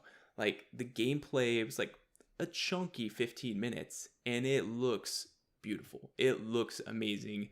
Like everything looks just jaw-dropping in my opinion, and I just can't wait. Like it does not look like something that's real. And I guess it's because it's Unreal Engine 5. And this is not an ad, I promise. But I think I'm just really excited for this. Yeah, Epic, if you want to, like you could. But this is one of those games that I just feel like this and Rise of the Ronin, I was kind of thinking between the two, like which one really looks like something that I'm going to dive deep into. And I think Black Myth is that. Like this is definitely the one that I know nothing about. and I really want to just go into and enjoy it this year. Now, Matt, I have the true question. Are you going to fully dive in, and will you play it with Chinese VO, or will you do the English dub? Oh, wow. That's interesting. I might do the Chinese. I'm not sure. Like, I played Wolong Fallen Dynasty this past year, and that, I believe, this is going to sound really bad. I don't know. It was in a different language that was not English, and I read subtitles, and it was amazing, and it fit really well. I'll just keep it at that. I didn't realize that was a thing, though. Like, so by default in the US, what voiceover is it? I think it is English. At least the trailer they showed, it was in English. But I only ask it because it's like, for me in the Like a Dragon series, right? Like, these are characters that take place in Japan, and these are Japanese people. So like, even though they ended up started adding English dub later on, I felt like, you know, it's more true to the form, right? Like, this is a realistic story that's like, you know, it's fictional, but it's taking place in that area. And so I'm like, well, it feels kind of off to play it in English, even though it would be easier just to play, right? Because I fully understand English, so I won't have to like be reading the subs all the time. But at the same time, right, it adds more realism, right, if they're speaking the native language. So this and similar, even though it is fiction and this is a fictional world, I feel like, right, leaning closer to the source material, I think, kind of gives it an extra like layer, right, to the cultural aspect. But, you know, I fully understand, you know, just wanting to listen to it with the English dub just to make it easier to digest, right? Because if it is very story heavy, you know, you're then going to be reading a lot in order to understand everything. So, yeah. It comes out That's in interesting. August. Oh, okay. Yeah, right around the birthday. It's going to be really close, like a week away. So stoked for it. That'll be my birthday game. We always have great birthday we releases, do. honestly. Yasser and I's birthday is one day apart. I don't know if you guys realize that. Yeah, early September, our prime game release dates for sure. Listen, I hear you. My birthday's pretty great too, because I get a lot of stuff on my birthday. My number 2. So we're getting to the top 2 now, though. We're getting top 2. Yeah. Top 2. I'm gonna just jump in because my number 2 is the only video game on my list. Okay. And keep the train rolling. Yeah, that is Final Fantasy VII Rebirth. Love it. Another repeat. Nice. Yeah, I'm really excited for this one. I'm actually planning on finishing this one. Okay. We don't have to talk about my gaming history last year, and 2023 is a little bit shoddy, a little bit hit or miss. New year, different you. Yeah, new year, new me, right? And rebirth, as they might say. Nice. Exactly. I'm rebirthing back into my gaming hobby, so I'm really excited for this game. I kind of beat it to death, but get me into that casino. Did you not beat the first remake? No, I did. I did okay. beat. Funny story, actually. I rushed to finish that game before I entered my master's program. Oh, because I knew just the had moment, to get out of the way. Yeah, I knew that once I'd started the program, I would lose a lot of free time. Sure. And so now that I'm done with my program, I can go back into this universe, and it's gonna be a great time. Did you finish? Full circle. Did you finish 16? I promise this is not a roast. Yes, you did. Finish. See, like, yeah, we did a peer review on it. Well, Matt. see, that's the thing. Like, I don't know what you're talking about. This is. You got this. You've got this. This is gonna be great. Final Fantasy 15 was so long ago. You know what I mean? God, we don't have to bring yeah, it up. See, you're the one bringing this up, okay? I have to every time. No, God. You guys just wait. You guys wait. If we get a morsel of any tidbit of Kingdom Hearts 4 this year, that is going to be my entire personality for the rest of the year. And I'm not going to finish any games. I'm going to go and replay everything again. Tiffany, who are you talking to? I've texted you and Alex multiple times last year, and I'm like, should I do it? Should I play all Kingdom Hearts games, or should I play Persona 5 Royal? And you guys are like, no, you've done that already. Play Persona 5 Royal. But I've been wanting to replay all of Kingdom Hearts. I will be there with you. What are you talking about? Yeah, we're just going to be, I got to get those puddings. I never platinumed Kingdom Hearts 3 because it was just too daunting. I've actually never platinumed any of the Kingdom Hearts games, but I've never platinumed any Kingdom Hearts game because I played them all on Xbox or original PS2. But I 100%ed all of them that I've played. That's fair. Speaking of, I have had that on pretty high up there in my backlog for a while now, and I also want to play those games. And now I own them because I game share with Matt. So Let's go. there's really less and less excuses for me to ever like finally dive into the Kingdom Hearts series. If you dive into it, I'm replaying. I don't care what I'm playing. That's like the final straw. It's literally like not Wolong, sorry, Wukong. Wukong comes Don't out care. and then Yeah, Elden Ring DLC could be on the same day. I'll be like, all you're right, like, friendship's my adventure. time to go to Traverse Town, everybody. Yeah. We'll make a brand new sub-series where it's just the adventuring through Kingdom Hearts and just the experiences and breaking them down.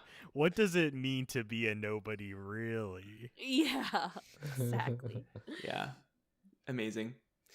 All right, my number 2, retreading old ground, because we've already talked about this, but I want to give it more flowers. It's my most anticipated movie of the year, which is Dune 2. This is a movie that should have came out this year. This would have potentially like last year. Sorry, yeah, that's what I meant. Yeah. I'm still living in the past. This should have came out in 2023. Honestly, like it would have been up there as far as getting an Academy Award nominee, getting a Golden Globe nominee. Like these are the type of movies that Dune had. Like Dune was awesome, and Dune 2 is going to be awesome. I hated that they split it up, but I think that they split it up really well where it is in the book. And the events that happen in the book that will happen in Dune 2 are going to be wild and going to be exciting, and I'm very excited for it. You're going to see an amazing antagonist, and you're going to be able to kind of like witness heartbreak, and I'm just excited to see this on the silver screen. I hope it plays into a possibility. They have not said that they will redo the second book. Yeah. Money being money, they might. Like, they like money, so they probably will do Dune Messiah. Dune Messiah, going to be weird, and I wonder if they're going to hint at some of that weirdness. But I'm excited. Timothée Chalamet, I think he's kind of like the new hotness. I watched Wonka. Yeah. Wonka was my last movie I watched in 2023, and Okay. I enjoyed it. The first half, I was like, this is just Timothée Chalamet. He's not Wonka. But then the second half, I was like, no, he's Wonka. Like, this is great. I've never felt that way with Timothée Chalamet and Dune. Like, him to me, he's Paul. Like, he is the main character, and he's always been the main character, and he's played him really well. So I expect the same thing. Like, I know we've talked about it, but I think that Dune 2 really has an opportunity to be the best movie this year. And I'm excited. I'm really, really excited. I'm glad we don't have to wait the entire year to watch it. Since it's out in March, right? Is that what you said? Yeah, March 4th? 1st. Oh, 1st. Okay. 1st. Yep. We're doing it. Yeah, when you said that the second half, or like after you finished part 1 of the book, that everything else kind of just like flew by. Yeah. Gave me a good idea that the second movie is going to be amazing. Yeah. So I'm really excited. Keeping that on my radar. Hell yeah. Number 2, who's going next? I just want to point I'll go. out. Oh, with, go ahead, with Alex. What are you pointing out? That there's Yeah. so much excitement about it, and I'm like, but Rebirth comes out the night before, so you're gonna have to take a break from Rebirth in order to go see Dune Part 2. That's okay. That's okay. That's I'll true. always pause. Always pause for a movie. He'll play on All his right, portal while watching the movie. Oh, next level. He would not disgrace that. Yeah, that is unacceptable. Do you guys approve of watching movies for the first time while doing something else? No. Yes. I feel like that's a very big faux pas to me. I can't accept it. If I'm at home, Yeah. I'm uninhibited. I have no idea what's Oh, going man. on. I could be checking out for the first time and playing Marvel Snap simultaneously, or I could be completely engrossed in it. Who knows? If I'm excited in a movie or excited about a movie, I'm locked in. I'm not doing anything else. Not on my phone, not gaming. I'm just watching that movie, and I'm engrossed in that world. So I'm going to be honest with you. If I'm excited for a movie, I'm in the theater watching it, and in the theater, I am not I am all in, all focused. If I don't make it, You're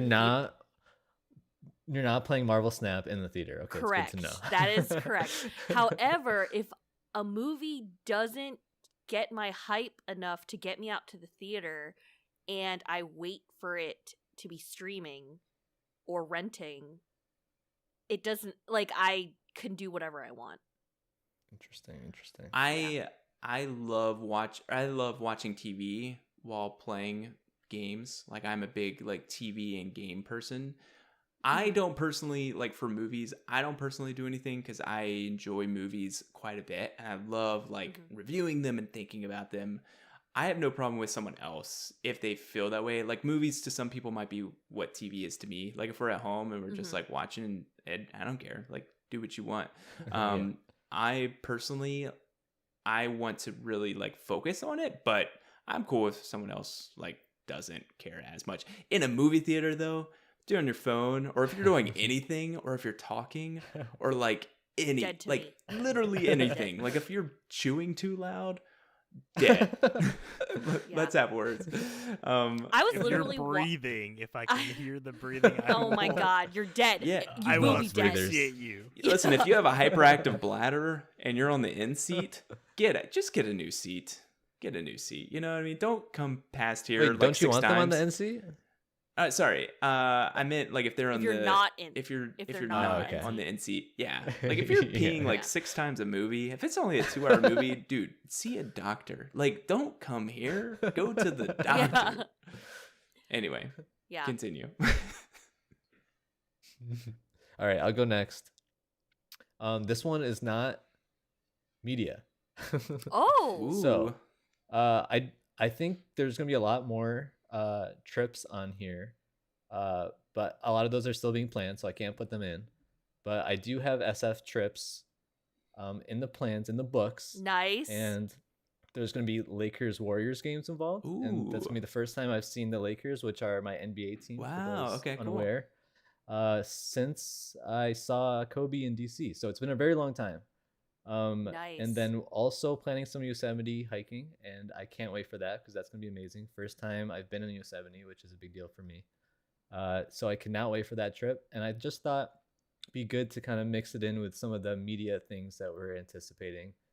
Also anticipating some cool stuff outside of media this year for sure. Yeah. Love that. Oh yeah. As a callback to Matt's like when he was younger story, my reference for this when I was younger, I always thought it was pronounced Yosemite. Oh my god. You know And what? when he says younger, he means last year. Tiffany finally told him. like 30 seconds ago. He was like, "That's how you pronounce it." It must have been when he was very young because we've literally gone to Yosemite as a family trip. So Okay, Maybe that's so when you he guys learned have it. gone. Do you guys You have mean Yosemite. recommendations on where to go to, or is it really just like family trips so you didn't really do too much? yeah, it was family trip. Didn't do too much. A lot of driving through it, to be completely honest. Sure, families love to do that shit. Yeah. Yeah. Yeah, Just that was. drive through it, see the views. Yeah, that's literally like kind of what we did. I was in high Fair school, enough. so Alex was like in elementary school at that point. I don't That's know. when he was calling it Yosemite. Yeah. Oh, God. Fantastic. Alex, give us your number 2. All right, number 2. Referenced it earlier. Like a Dragon, Infinite Wealth. Ooh, This is nice. It's Ooh. so high up also because we were so close, right? This is only a couple weeks away. Mm-hmm. I'll be going True. to Hawaii, beating up the local thugs in Hawaii now instead of being in Japan as the last like 8 games were. And also I'm really hype about it because having just finished the last release back last year, like Dragon Gaiden, the story connects right up into how we get to Infinite Wealth. And so it was that missing link to really get me back into it because, Like a Dragon 8 or 7 came out, I think like 4 or 5 years ago at this point. So in terms of like the momentum, right, the series is kind of lost in. So now this has got me back in. I'm excited. Brand new location. I'm a little scared because they said it's 3 times the size of any previous map they've made. So this is going to be the biggest Like a Dragon game ever. And so hopefully it doesn't take me the like 120 hours that it took Matt to get through Persona 5 Persona Royal. 5 Royal. Damn, just throwing in that dig. Sheesh. But if it does, I'll have all the fun because what Yakuza does best are the mini games. Just like how Gold Saucer is going to deliver with its mini games. I'm going to be playing Mahjong. I still won't understand how to actually play it, but I'll be doing it for the trophy. You know it. That should be All our I goal know this is year. like There's actually, when we were at PAX Unplugged last year, there was literally a booth teaching people how to play Mahjong. Alex, and I was like, shame on Alex, you. you should go to that. And he's like, no, get it away from me. When I've played like 8 games worth that has Mahjong implemented and I still don't understand, I think I'll just never understand how to play. No, maybe if you had a human instructor, you will actually be able to learn It's and just understand. beyond my pea brain mind to understand the rules of Mahjong. Oh my God. I just see these old people with their tiles lined up, putting them in the middle, taking tiles from the middle. I'm just like, they look like they're having a fun time. All right. Is it like dominoes? No, it is not like dominoes. It's like really complicated poker, kind of. Like Interesting. that's like the closest like With analogy like I can make. tiles, thick and stumpy tiles. Yeah, because like you have hands and you want to be matching like symbols. Like there's so many rules, and obviously like poker, there are variations. So there isn't just one way to play mahjong, but there are several different types of mahjong. But besides that, you know, it has great stuff. Because it's Sega, they have a lot of nods to other games. So there's a Crazy Taxi style mini game where you're delivering food on a bike. Like Uber Eats combined with Crazy Taxi, and so there's just gonna be a lot of fun crossover, and it's gonna keep up with the mantra of the series, where it's called Like a Dragon for a reason, right? Like it's crazy, it's energetic. What's great is, right, because this is a continuation of 7, and this is the turn-based RPG entries, that there's classes, so this is continuing that. But in particular, one of the new classes is called the Sujimancer, which is basically like a Pokemon trainer. So you'll be collecting what they called Sujimon. And so we're getting into the real nitty-gritty of 7, but just to keep it very top level, the Sujimon are like Pokemon, right? It's a play on words, and you're essentially going to be able to recruit them and then summon them in battle, so use them as part of your team. And just by that, like seeing that as a new job is like goes to show how great and how imaginative they are going to be, right? Like you'd think that they're doing traditional jobs, and right, like the job titles reflect similar things. You know, you have tanks, you have healers, but they give it that Yakuza spin where it's like, oh, you know, for this one class, we're going to call it the Aquanaut, and you're basically a scuba diver, like you're in scuba diving gear, and like all your moves are going to be related to like, you know, fish and like summoning fish. And if people learned if people played Lucky or Yakuza Like as Dragons, one of the summons in that game was a lobster.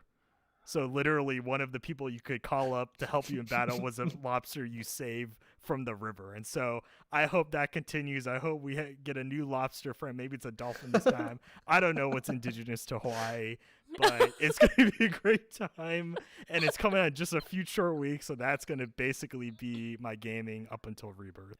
Can I just say one thing? Like, this past 2 or 3 minutes is the reason why I'll never understand Like a Dragon ever. You could have literally been talking about anything. Like Pokemon is in there, you're summoning lobsters, Mahjong. and I'm like, Oh, what? Taxi driver. and most importantly, I can't believe I left this out. This is for everyone. This might convince Maybe you this to is get the game. missing piece that I needed. Yeah. They basically have Animal Crossing built into the game. Oh yeah, I did see that. Didn't help. I saw, you like get an island and you can like Yeah, so it's refurbish called it. Dondoko Island, and you'll take a boat out to this island from Hawaii. So it's, you know, it's not connected to the mainland, but you go out and you're basically renovating it. You're cleaning it up. You're helping locals kind of resettle onto the island. You have to defend it against when thugs attack. Oh You know, my there gosh. is defense missions, and on top of that, there's going to be a lot of exclusive stuff that like helps you on your main journey, where it's like you're going to make bonds, you're going to make friends on the island, and that's going to help you back in the main game. So there is, this is like 10 games in one. This is the only game I'm going to need for the whole year. Yeah, I know. No. It's like Rare Replay, but it's just Like a Dragon. Yeah. What they really needed is not to ask, can we do this, but should we? Like, we just needed one person in that room, just like, guys, I Should think we? Animal Crossing's enough, right? I'm excited for you. Are Yeah. you, like, when Rebirth comes out, I'm assuming from your explanation, you're going to be playing this like nonstop between when it releases to Rebirth. Are you putting this on pause to play Rebirth, or are you going to finish it first before starting Rebirth? Since Rebirth was so lower on your list. Absolutely, I'll be stopping, and this is mostly because of the spoilers, right? Unfortunately, as I hoped, maybe like Like a Dragon has more of a fan base. I know less people will be playing it, so there's less of a chance. Probably it'll be running through the internet sphere, right? So the likelihood of encountering a spoiler is almost non-existent. But I know with 7, right, people are gonna want to talk about the differences, and I want to be a part of it, right? Like I want to see what people's thoughts are on the changes, and so when it does come out, we'll be putting Like a Dragon Infinite Wealth on pause just so I can get through at least the one playthrough of Rebirth, so I know what happened, so I can partake in the podcast, partake in the YouTube videos to see kind of people's theory crafting. And also, I know 7 Rebirth is going to be an amazing game, right? As it was the number 5 on my list for a reason. It's just, right, it doesn't have, fake Animal Crossing in it. Donjoku Island. Yeah, That we that's know the of. level difference. That we know of. You don't know. There That's might true. be. It does have Dune In the buggies, though. Golden Maybe we can Saucer. play Mario Kart or something. Who That's knows? right. I was Chocobo just Racing. thinking, so the release of Rebirth is right before our Final Fantasy Symphony concert. Oh, that's So we're awesome. gonna have- Sales are gonna Yeah. hit so hard. Yeah, we're gonna have Wait, to take a what? break. We're gonna When have to that take a break. music Tell me comes more out. about this symphony concert. What is this? Oh, actually, I think it's going to Seattle or the West Coast somewhere. Listen, why is this not on your list? this Why not have your I not number heard one? about it? What's going on here? Oh, it's not my number one. I'm so sorry. We Dang. are entering number one, y'all. But yeah, we're going to a Final Fantasy Symphony concert. It's Distant World. It's Distant Worlds. They do it every so often. I feel like they almost do it annually. They go to not random cities across the United States, but they select Across a the few cities. world. Yeah, across Yeah. the world. That's true. They go across the world and they have symphony orchestra play Final Fantasy music. And Do they incorporate the games at all, or is it just like them playing the music? that's a really good question. I don't know the answer to that. Okay. Because when I went to a Studio Ghibli concert, they did have a giant screen that they incorporated visuals Mm-hmm. there, but I don't know for Distant Worlds if they're doing that. They'll be in Seattle I would on the imagine- 19th and 20th of January, Yasser. So you've got a little bit of time. They're still selling tickets. All right, I'll look into it. I haven't played the game. Oh, well. Well, But I'll Wait, look into any it. Final Fantasy? No, none of them. Oh, well then, okay, then don't go. Everyone's Like, very distraught at me right now. no, I'm sorry. if you played 0 Final Fantasy games, Do then we have an don't go to intervention? this Single one. concert. Yeah, I know, right? Oh my gosh. All right, quick question. You should play Remake. Yeah, no, it's on my list. You have it. It's downloaded. Yeah, I have it. Quick question. How much time are you gonna have between Like a Dragon and Rebirth? Basically a month, like a good 1 month. And so almost. you're saying that this is like or you're gonna be enjoying it for so long that after a month you're still not gonna be done with everything? And at least not done with the honestly- story? I honestly don't Yasser, know. there's a Pokemon because- game and an Animal Crossing game within that game. And a I'll lobster. say this, so as much as listeners of the podcast might know, right, I'm a big platinum trophy enthusiast, so I go through these rigorous challenges. I do all the trophies. I and for the most part, right, effectively 100% a lot of games. The only Yakuza game I've ever platinumed was Yakuza 7, Like a Dragon, and so and that's only because they updated the trophy list, right, to make it a little bit easier, where you don't necessarily have to do 100% of literally everything in the game, because one of the stumbling blocks Was was Mahjong. Mahjong in the past games, where I just was never good enough to be able to do the challenges, and so That's the funny. platinum trophies eluded me. So in the case that they run the same line, then hopefully I don't have to do stuff like that, and it'll just be everything else. And that's also the thing, I don't know how long that stuff is going to take me. Like, if the Animal Crossing mini side story They want takes you me to 5-star 30 island, Alex. hours. You gotta do 5-star the island. If that's what's gonna take, then I don't know. Like Tiffany played Animal Crossing for like 700 hours, so if I have to do that like within Yakuza Infinite Wealth, Imagine. And defend it. That's just how it's gonna be. They didn't even have guns in Animal Crossing. Bugs, You know what I mean? Yeah. They're gonna come in and throw weeds all over your island, and then you're gonna have to pick that ish up. Yeah, and know? I'm gonna summon my trash bag wearing Sujimon to go pick up all the trash and put it. What the? Wow. There's so many layers to this. So many layers. It's too deep. I'll spare the listeners. It goes deep. I'm gonna watch you play the Animal Crossing portion of that game, stare at it, and be like, "Get up!" And I'm gonna take over and play the Animal Crossing hilarious. portion of that game. It's a joint platinum. Yeah, basically. I mean, those are half my platinums, if I'm gonna be honest. It's Alex carrying my bean body through the trophy list. Guys, we're getting to our number one and most anticipated experience of 2024. Now, I do want to ask my first question. Does anyone have something on their list that we've already mentioned? Yes. Yes. Oh! No. Oh, okay, me neither. So who wants?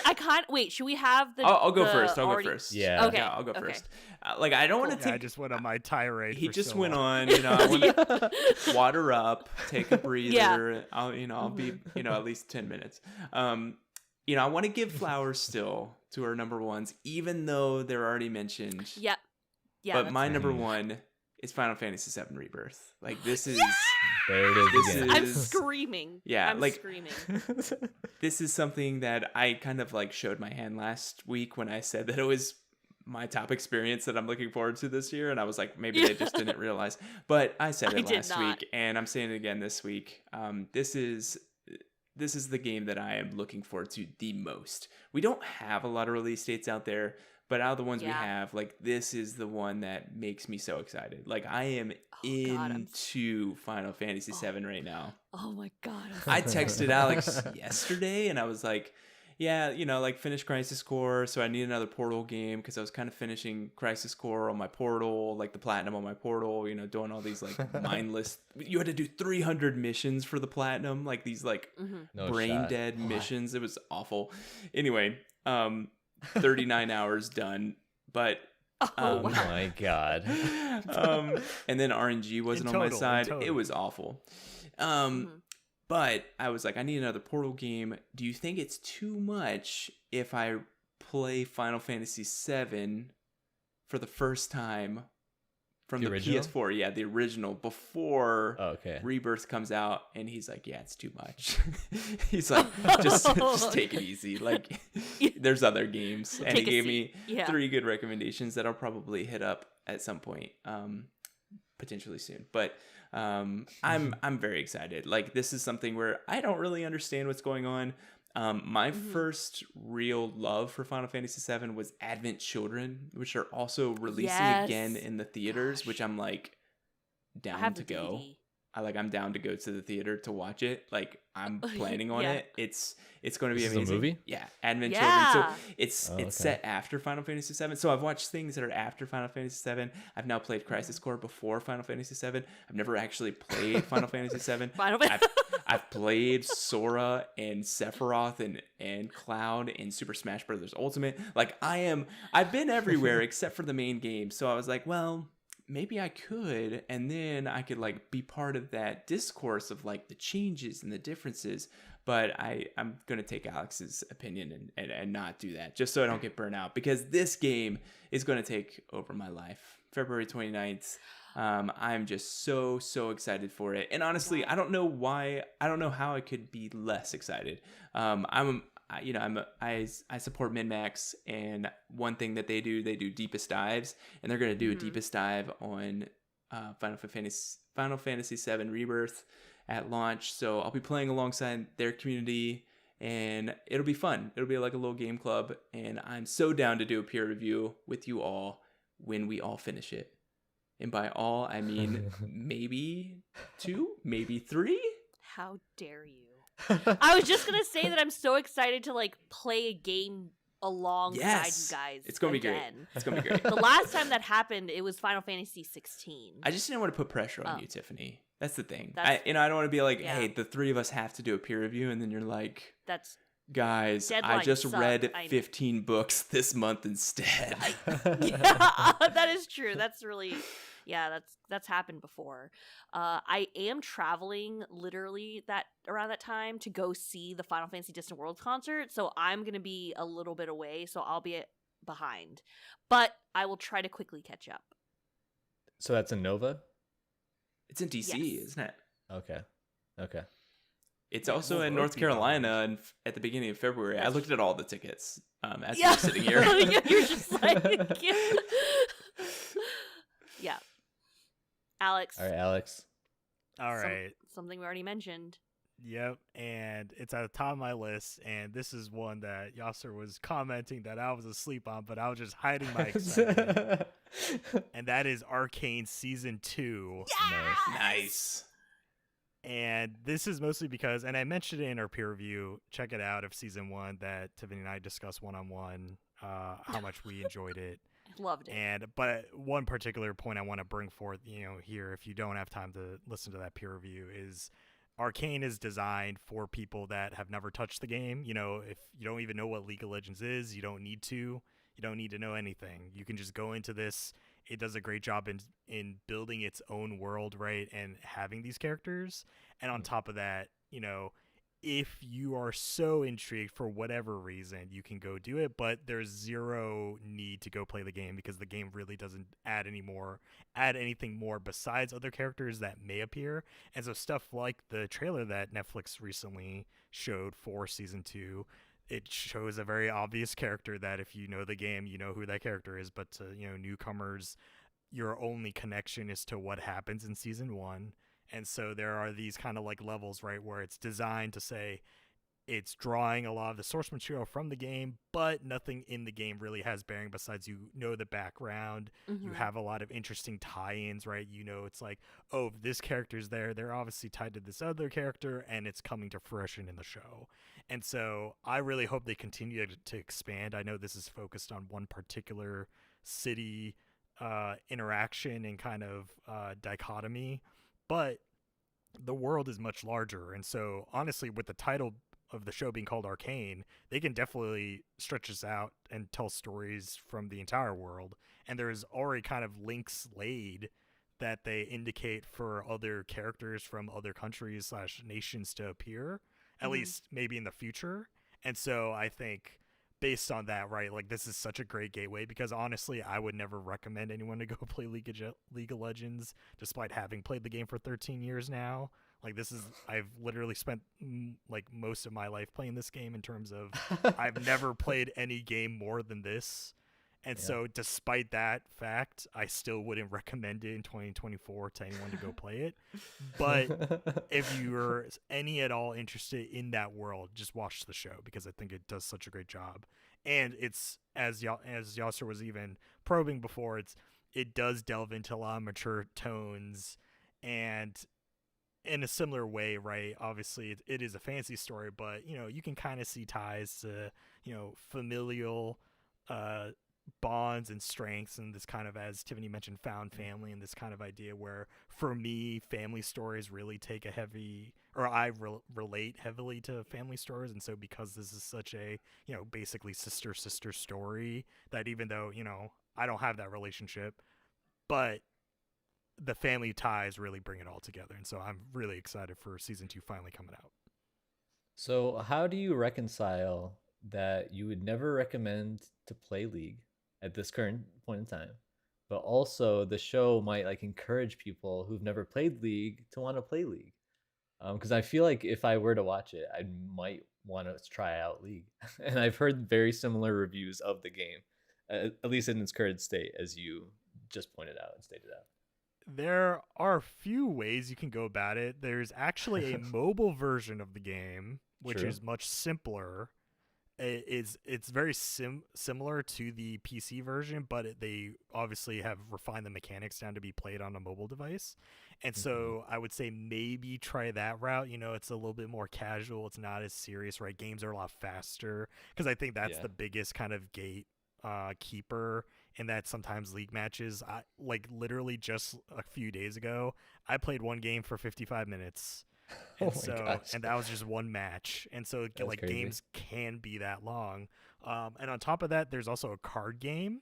So if maybe the MOBA isn't your style, you can play that instead.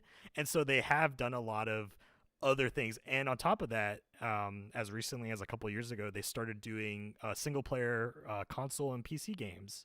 So there are a lot of ways to like get into the world that isn't the League of Legends core MOBA experience as it is today, that I feel like if you want to get more, you can take these other avenues and see different stories too, because especially with one of the console games is called Ruined King, and it deals with the Shadow Isles.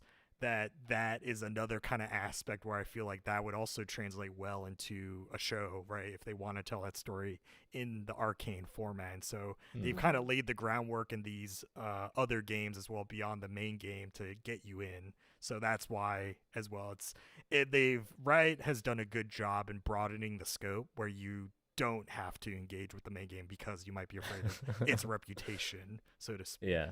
That's a good answer. I actually wasn't aware of all those different forms of League at this point. That's kind of crazy to me. Yeah, they have a rhythm game. They have a 2D platformer like Metroidvania. Oh my gosh! Like they're coming out, I think, with like a visual novel. It's called Bandletale. It deals with yordles, and so like they're really branching into all these different genres. And you can find the one that really fits your niche. I love yordles. I love that you guys use that so casually, and you could have easily just made that word up. Yeah, I know. I was like, you're not even going to elaborate that yordles are a race. Well, you'll see a yordle in the no show. Yeah. If you watch season 1, there's a yordle in the show. So He's one of my favorite yordles. Representation. I have to say, gosh. his name is Heimerdinger, and I love playing as him. I really like League of Legends. Do you play the card game, Tiffany? You perked up when you mentioned that. So I played it in the beginning. I dumped $10 into it, and I still think I have like $8 left on that account. And I kind of backed out of it mainly because for me it was a situation. Even though I raved about Lorcana last year, and I still love Lorcana, I'm not very good at all with deck building. And so when I got into Runeterra, which is the League of Legends card game, it was very much in the beginning you had to kind of create your own decks, and I was not very good at understanding synergies. I would also like to say this was before I got into Slay the Spire.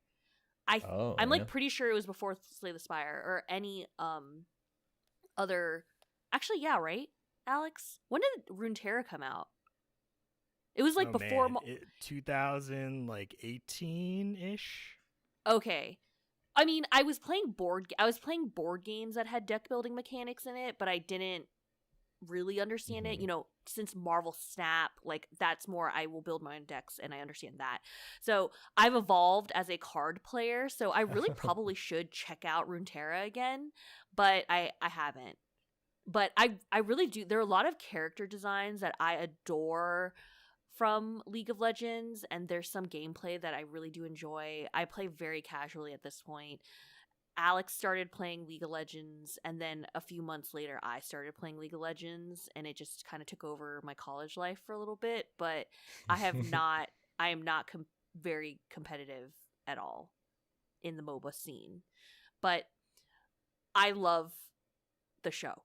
And when Alex was saying that a trailer came out recently that showed off a character that we'll likely see in the next season, I texted him and I was like, is that supposed to be blah? And he's like, no, it's blah. And I was like, oh. Like I didn't even recognize the character.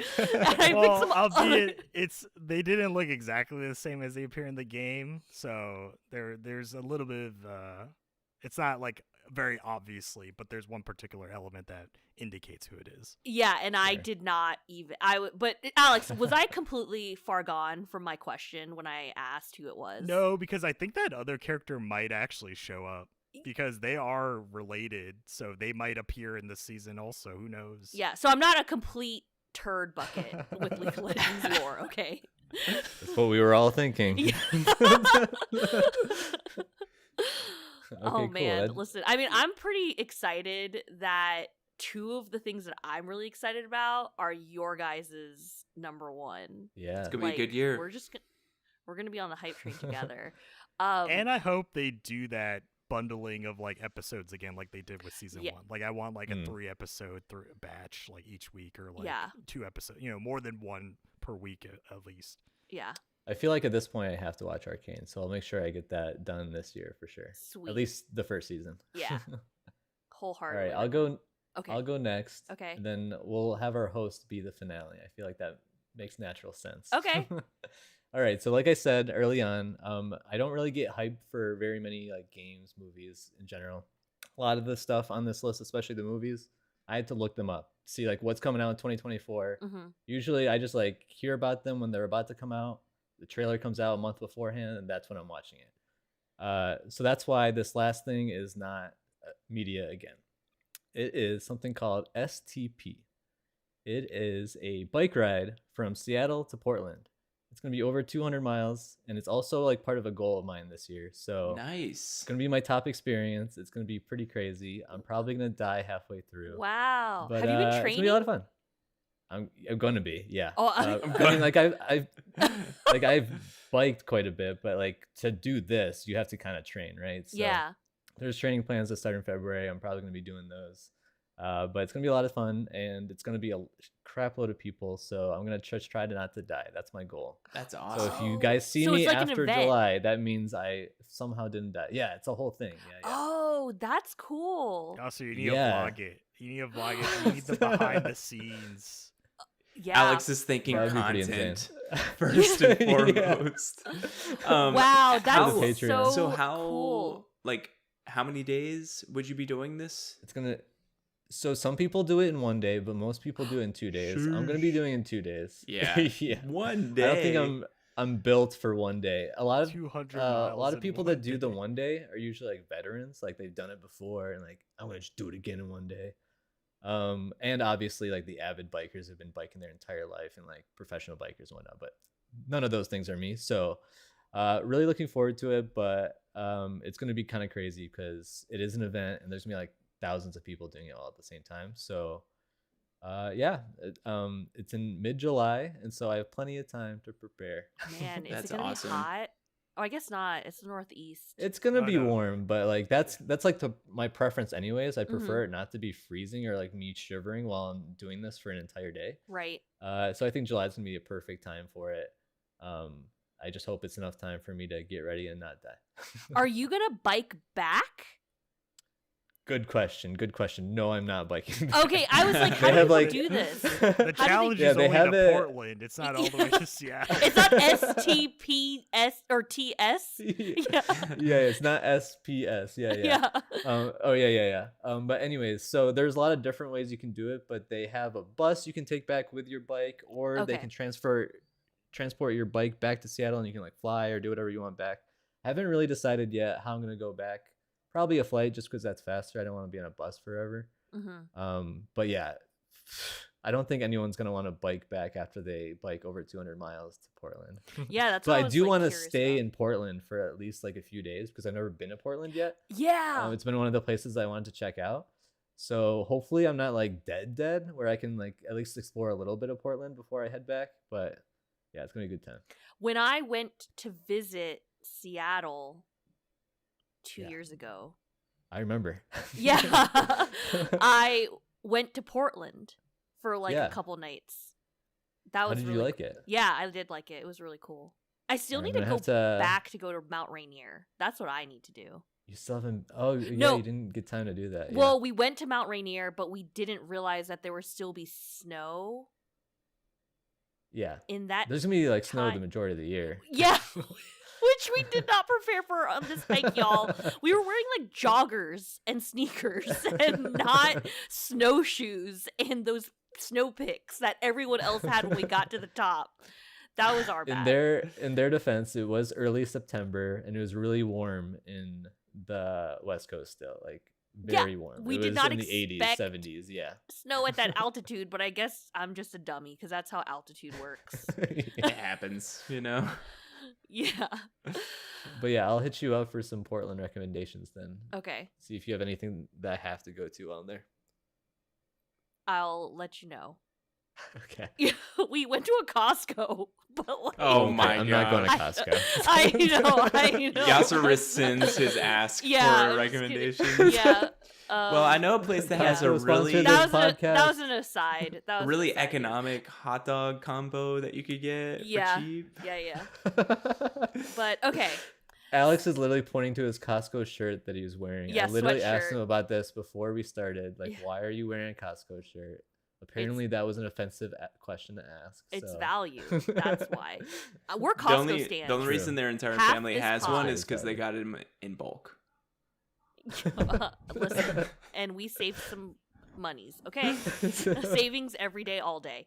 So, okay, I'm going into it. My number one most anticipated experience is gonna happen on January 30th, and it is a release of a book that I have been waiting for a year.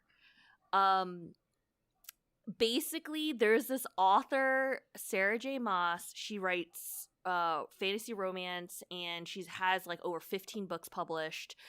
And she has a third series. The third book is coming out on January 30th. I'm taking a half day of vacation time so I Oh my can go to gosh. Barnes & Noble to pick up. I Wow. pre-ordered a signed edition of this book. Was it Harry Potter? Whoa. Picking it up. Listen, I'm already devastated they're not doing a midnight release for this book. Okay, that's my own issue. Then that she I would have have. taken the whole day off. I would have taken the whole day off if I had a midnight release. Other stores in the United States are doing midnight release parties, but nothing in the area that Oh. I'm in, so that's a bummer. But anyway, guys, I can't explain how crazy this book series is. So this author has written 3 series, and literally spoilers. These No are spoilers spoilers. for this What? book series, sort of. What if you want to read it? I don't know if you guys are gonna read it. This is a very long book. Each book is Okay, like 800 but pages. we could read it. I might read it. Dang Our it. listeners might read it. Okay, it's fantasy romance. Encapsulate your feelings. So this third Reel it in. book, Reel it in. this third book is an urban, like paranormal fantasy. There's werewolves. There's demons. There's no, there's no vampires. I don't think there are vampires. Is this but- Twilight? Sounds like the Wolf Among Us. Yeah. Have you there's read this book? Shut up! I know, freak. I can't remember if there's vampires. It's actually her but there's pen definitely name. There's she wrote this shifters, book. and there's fae. The fae or fairies, whatever, like more of like Puck and kind of the Midsummer Night's Dream type fae, not necessarily like fairies like Tinkerbell or whatever. Anyway, there's just all these every type of there's angels or like they just have angel like wings, but they're not angels per se. But I mean, you would describe them as angels type, seraphim type people, whatever. And there's just a culmination of characters meeting in this next book, and I'm just so excited for it. I've literally been re-listening to like her other series or like audiobooking her other series to like get in her mind space. Like I'm like trying to relive this author's work so I can be better prepared for this last, or I don't even know if it's the last book. That's another thing that really upsets me is I don't know if this is going to be the final book in a trilogy or if this is like a third book in a quartet. We don't know. I don't know. And Okay. I'm just so excited for this book. I can't even explain.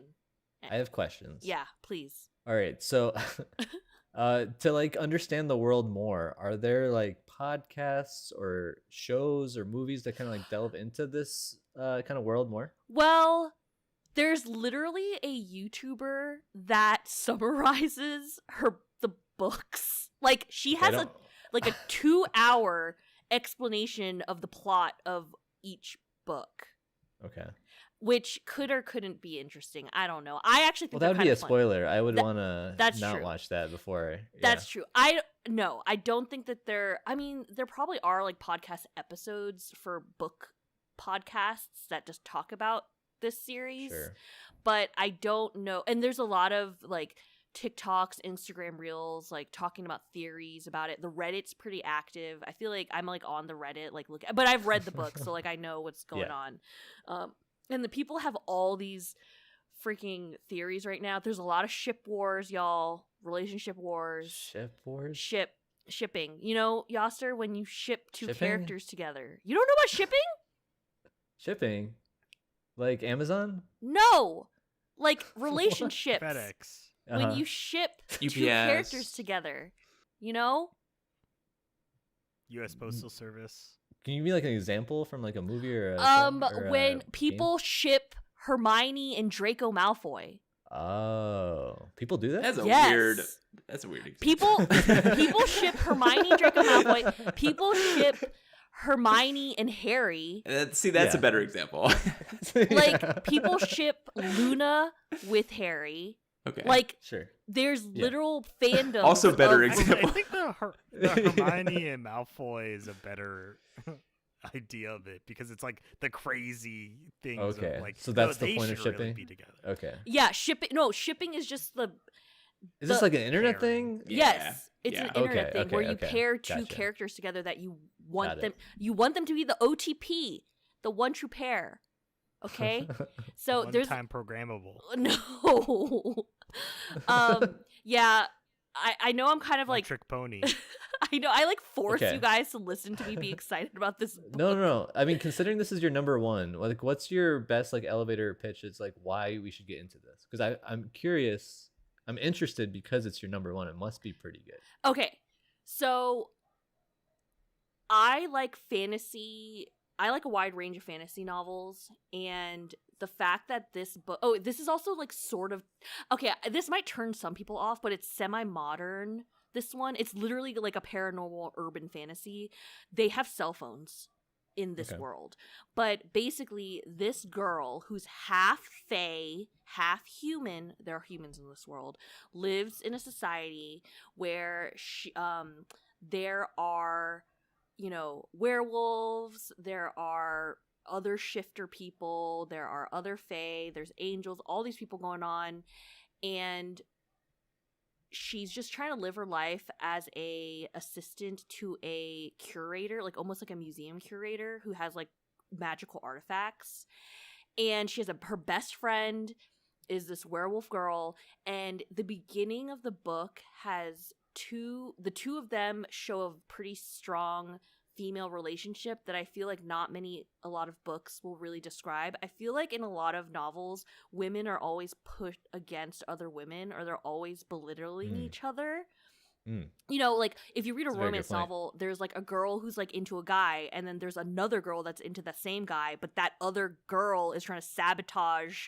Very common trope. Yeah. Yeah, for sure. So this book was like one of the first in a long time where I saw two girls just being literal best friends and like having a pizza night at their apartment because they're roommates and they had friends over, and they're talking about like, hey, you should go out with that guy. He's into you. And she's like, I don't date werewolves. That's pretty racist. I'm not gonna lie. I mean, you're not wrong. You're not wrong. Just wow. But like, do you know It's what I mean? 2024. Like, guys, I can't. I'm You're the unhinged dragon. talking about this book. But it's like, she's like, I don't date werewolves. And then the girl's like, you need to give him a chance. He's a nice guy. Listen, it's only a full moon once a month. Be Guys, I can't reasonable. even. Yasser, I can't even. I'm like, we gotta take this offline. Because I can't. Exposed. But I do have to say, though, Yasser, too, like, reading that book, or the first book, is called House of Earth and Blood. Reading that book, seeing that girl bond, happen, I'm like, wow, this is so relatable. And then literally a plot twist happens within like the first like 5 chapters. I don't even know. I was like, literally my jaw was agape when I read what happened on the page. I absolutely did not see that coming, and it drew me in. The first book way better than the second book. The first book was like literally a mystery that they were trying to solve and unravel, and I was just like, the moment I got in, I was in. I like didn't sleep. It was like 800 pages of me burning my retinas with the words this author wrote. And then the second book was all right. Was fine. I mean, 4 out of 5, the second book. The first book was a 5 out of 5. I read them back to back within like 4 days. They're like 1,600 pages altogether. I don't know. I like didn't. I was also 1,600 pages. I like had a day off. Wow. And I didn't. and I was able to read both books like, you know, very close together because they were both out at that point. But anyway, listen, I'll take it offline. I'm really excited for this book. I'm taking it half a day for this, so that already in and of itself is a lot to speak for.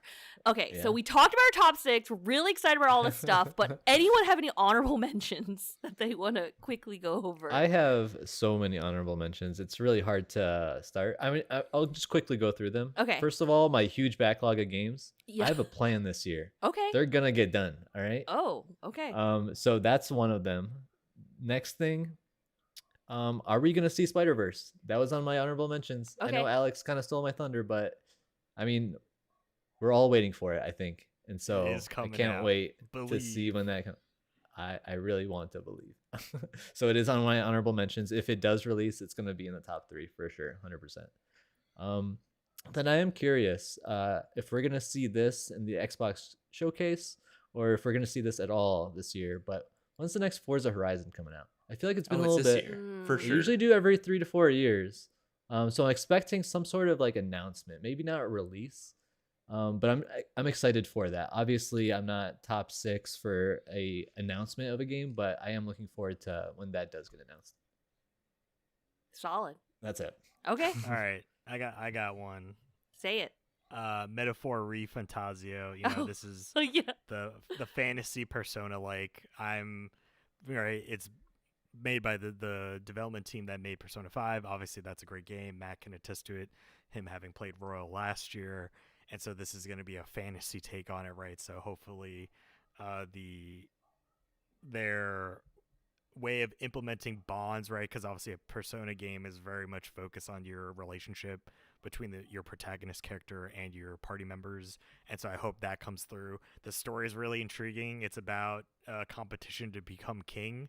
So every 100 years, this kingdom has a competition where literally it's the people vying for the throne or like competing against one another to get votes, essentially. And so it's going to be a really intriguing kind of take on like, oh, it is this, like, I guess democracy type thing going on. I don't know. Like, honestly, there's a lot that they haven't talked about that also makes me just as intrigued. So it's a honorable mention for me. I read a book like that recently, that one of the concepts with every 100 years, there's a battle to claim the top of. They just copy that then. You know?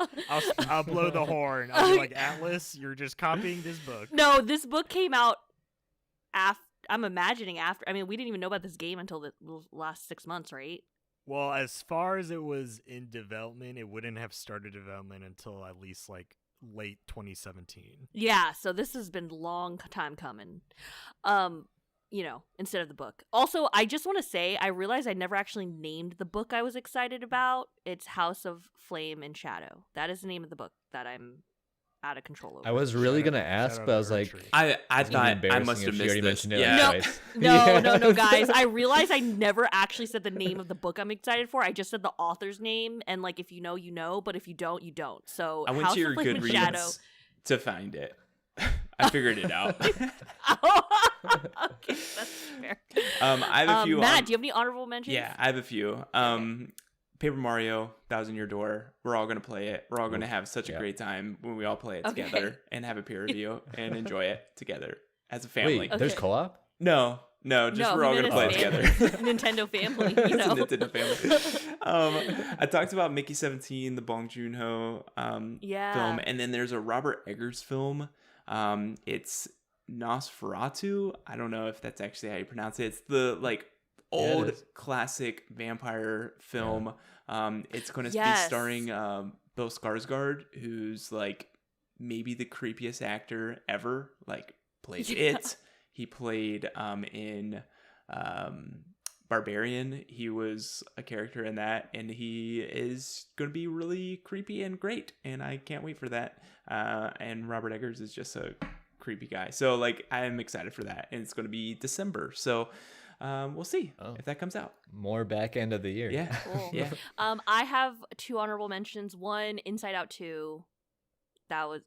I'm really excited for that. And my second honorable mention, it doesn't have a date, but both of you, or 2 of you, convinced me about it, and that is the Super Switch. Ooh. Oh. If that doesn't have a date this year, if it comes out this year, I'm going to tell myself I don't need it, and then I'm going to get it. You know what I mean? Like, that's just what's going to happen. I'm spending $100 to get the launch 3D Mario game on Fantasy Critic. Not if I put it first. My I'm gonna put it right now. My entire budget's going to that. Do it. No, it's probably Do it gonna right debut now. with like a Donkey Kong game, and I'm gonna buy this game and buy a repackage of like Animal Crossing or something to come out. Or I don't know what's gonna happen. It's gonna be the dumbest thing that I do. But What's the like rumor for what this thing is gonna do? Like, how is it different than the Switch? No Other than just like improved graphics, is that it? I think it's going to be iterative, and I think that's okay. Okay. I think that's okay. We should have a whole, honestly, we should have a whole episode on Switch too. I have so much thoughts and so many questions to you guys, honestly, that I'm curious. I just feel for like you. Nintendo yeah, hasn't done that in a while. I guess if it's called Super Switch, then they're kind of going back to those roots of kind of just iteratively upgrading something that was already amazing. yeah. But even But then, a lot like, of times, as of late, they've always like kind of tried to innovate with their next console. So it'd be kind of surprising when we if they did talk that. about when they were iterative, these were astronomical changes going from 8-bit to 16-bit to 32-bit. Like these iterative changes were Sure. literally like doubling processing power, which I do not believe the Switch 2 is going to do. Like, but the Switch right now is playing like an Xbox 360, and like, hey, it's about time. It's about time that we can maybe have a little bit more processing power, because there are some good games out there that should be on the Switch if they're able to. So we'll see. Alan Wake 2. No. Oh my god. Could you imagine? It would make it more Could you creepy. imagine? Yeah. Like, I can't see anything. Okay, y'all. Thanks for listening to our 87th episode. This was a chunky one. Yeah, very big. Thank you for powering I think it might be through. the chunkiest. Yeah. We please, give us a like and subscribe on YouTube. Follow us on Twitter. Thank you to Grandmaster Doug for the tunes. Until next time.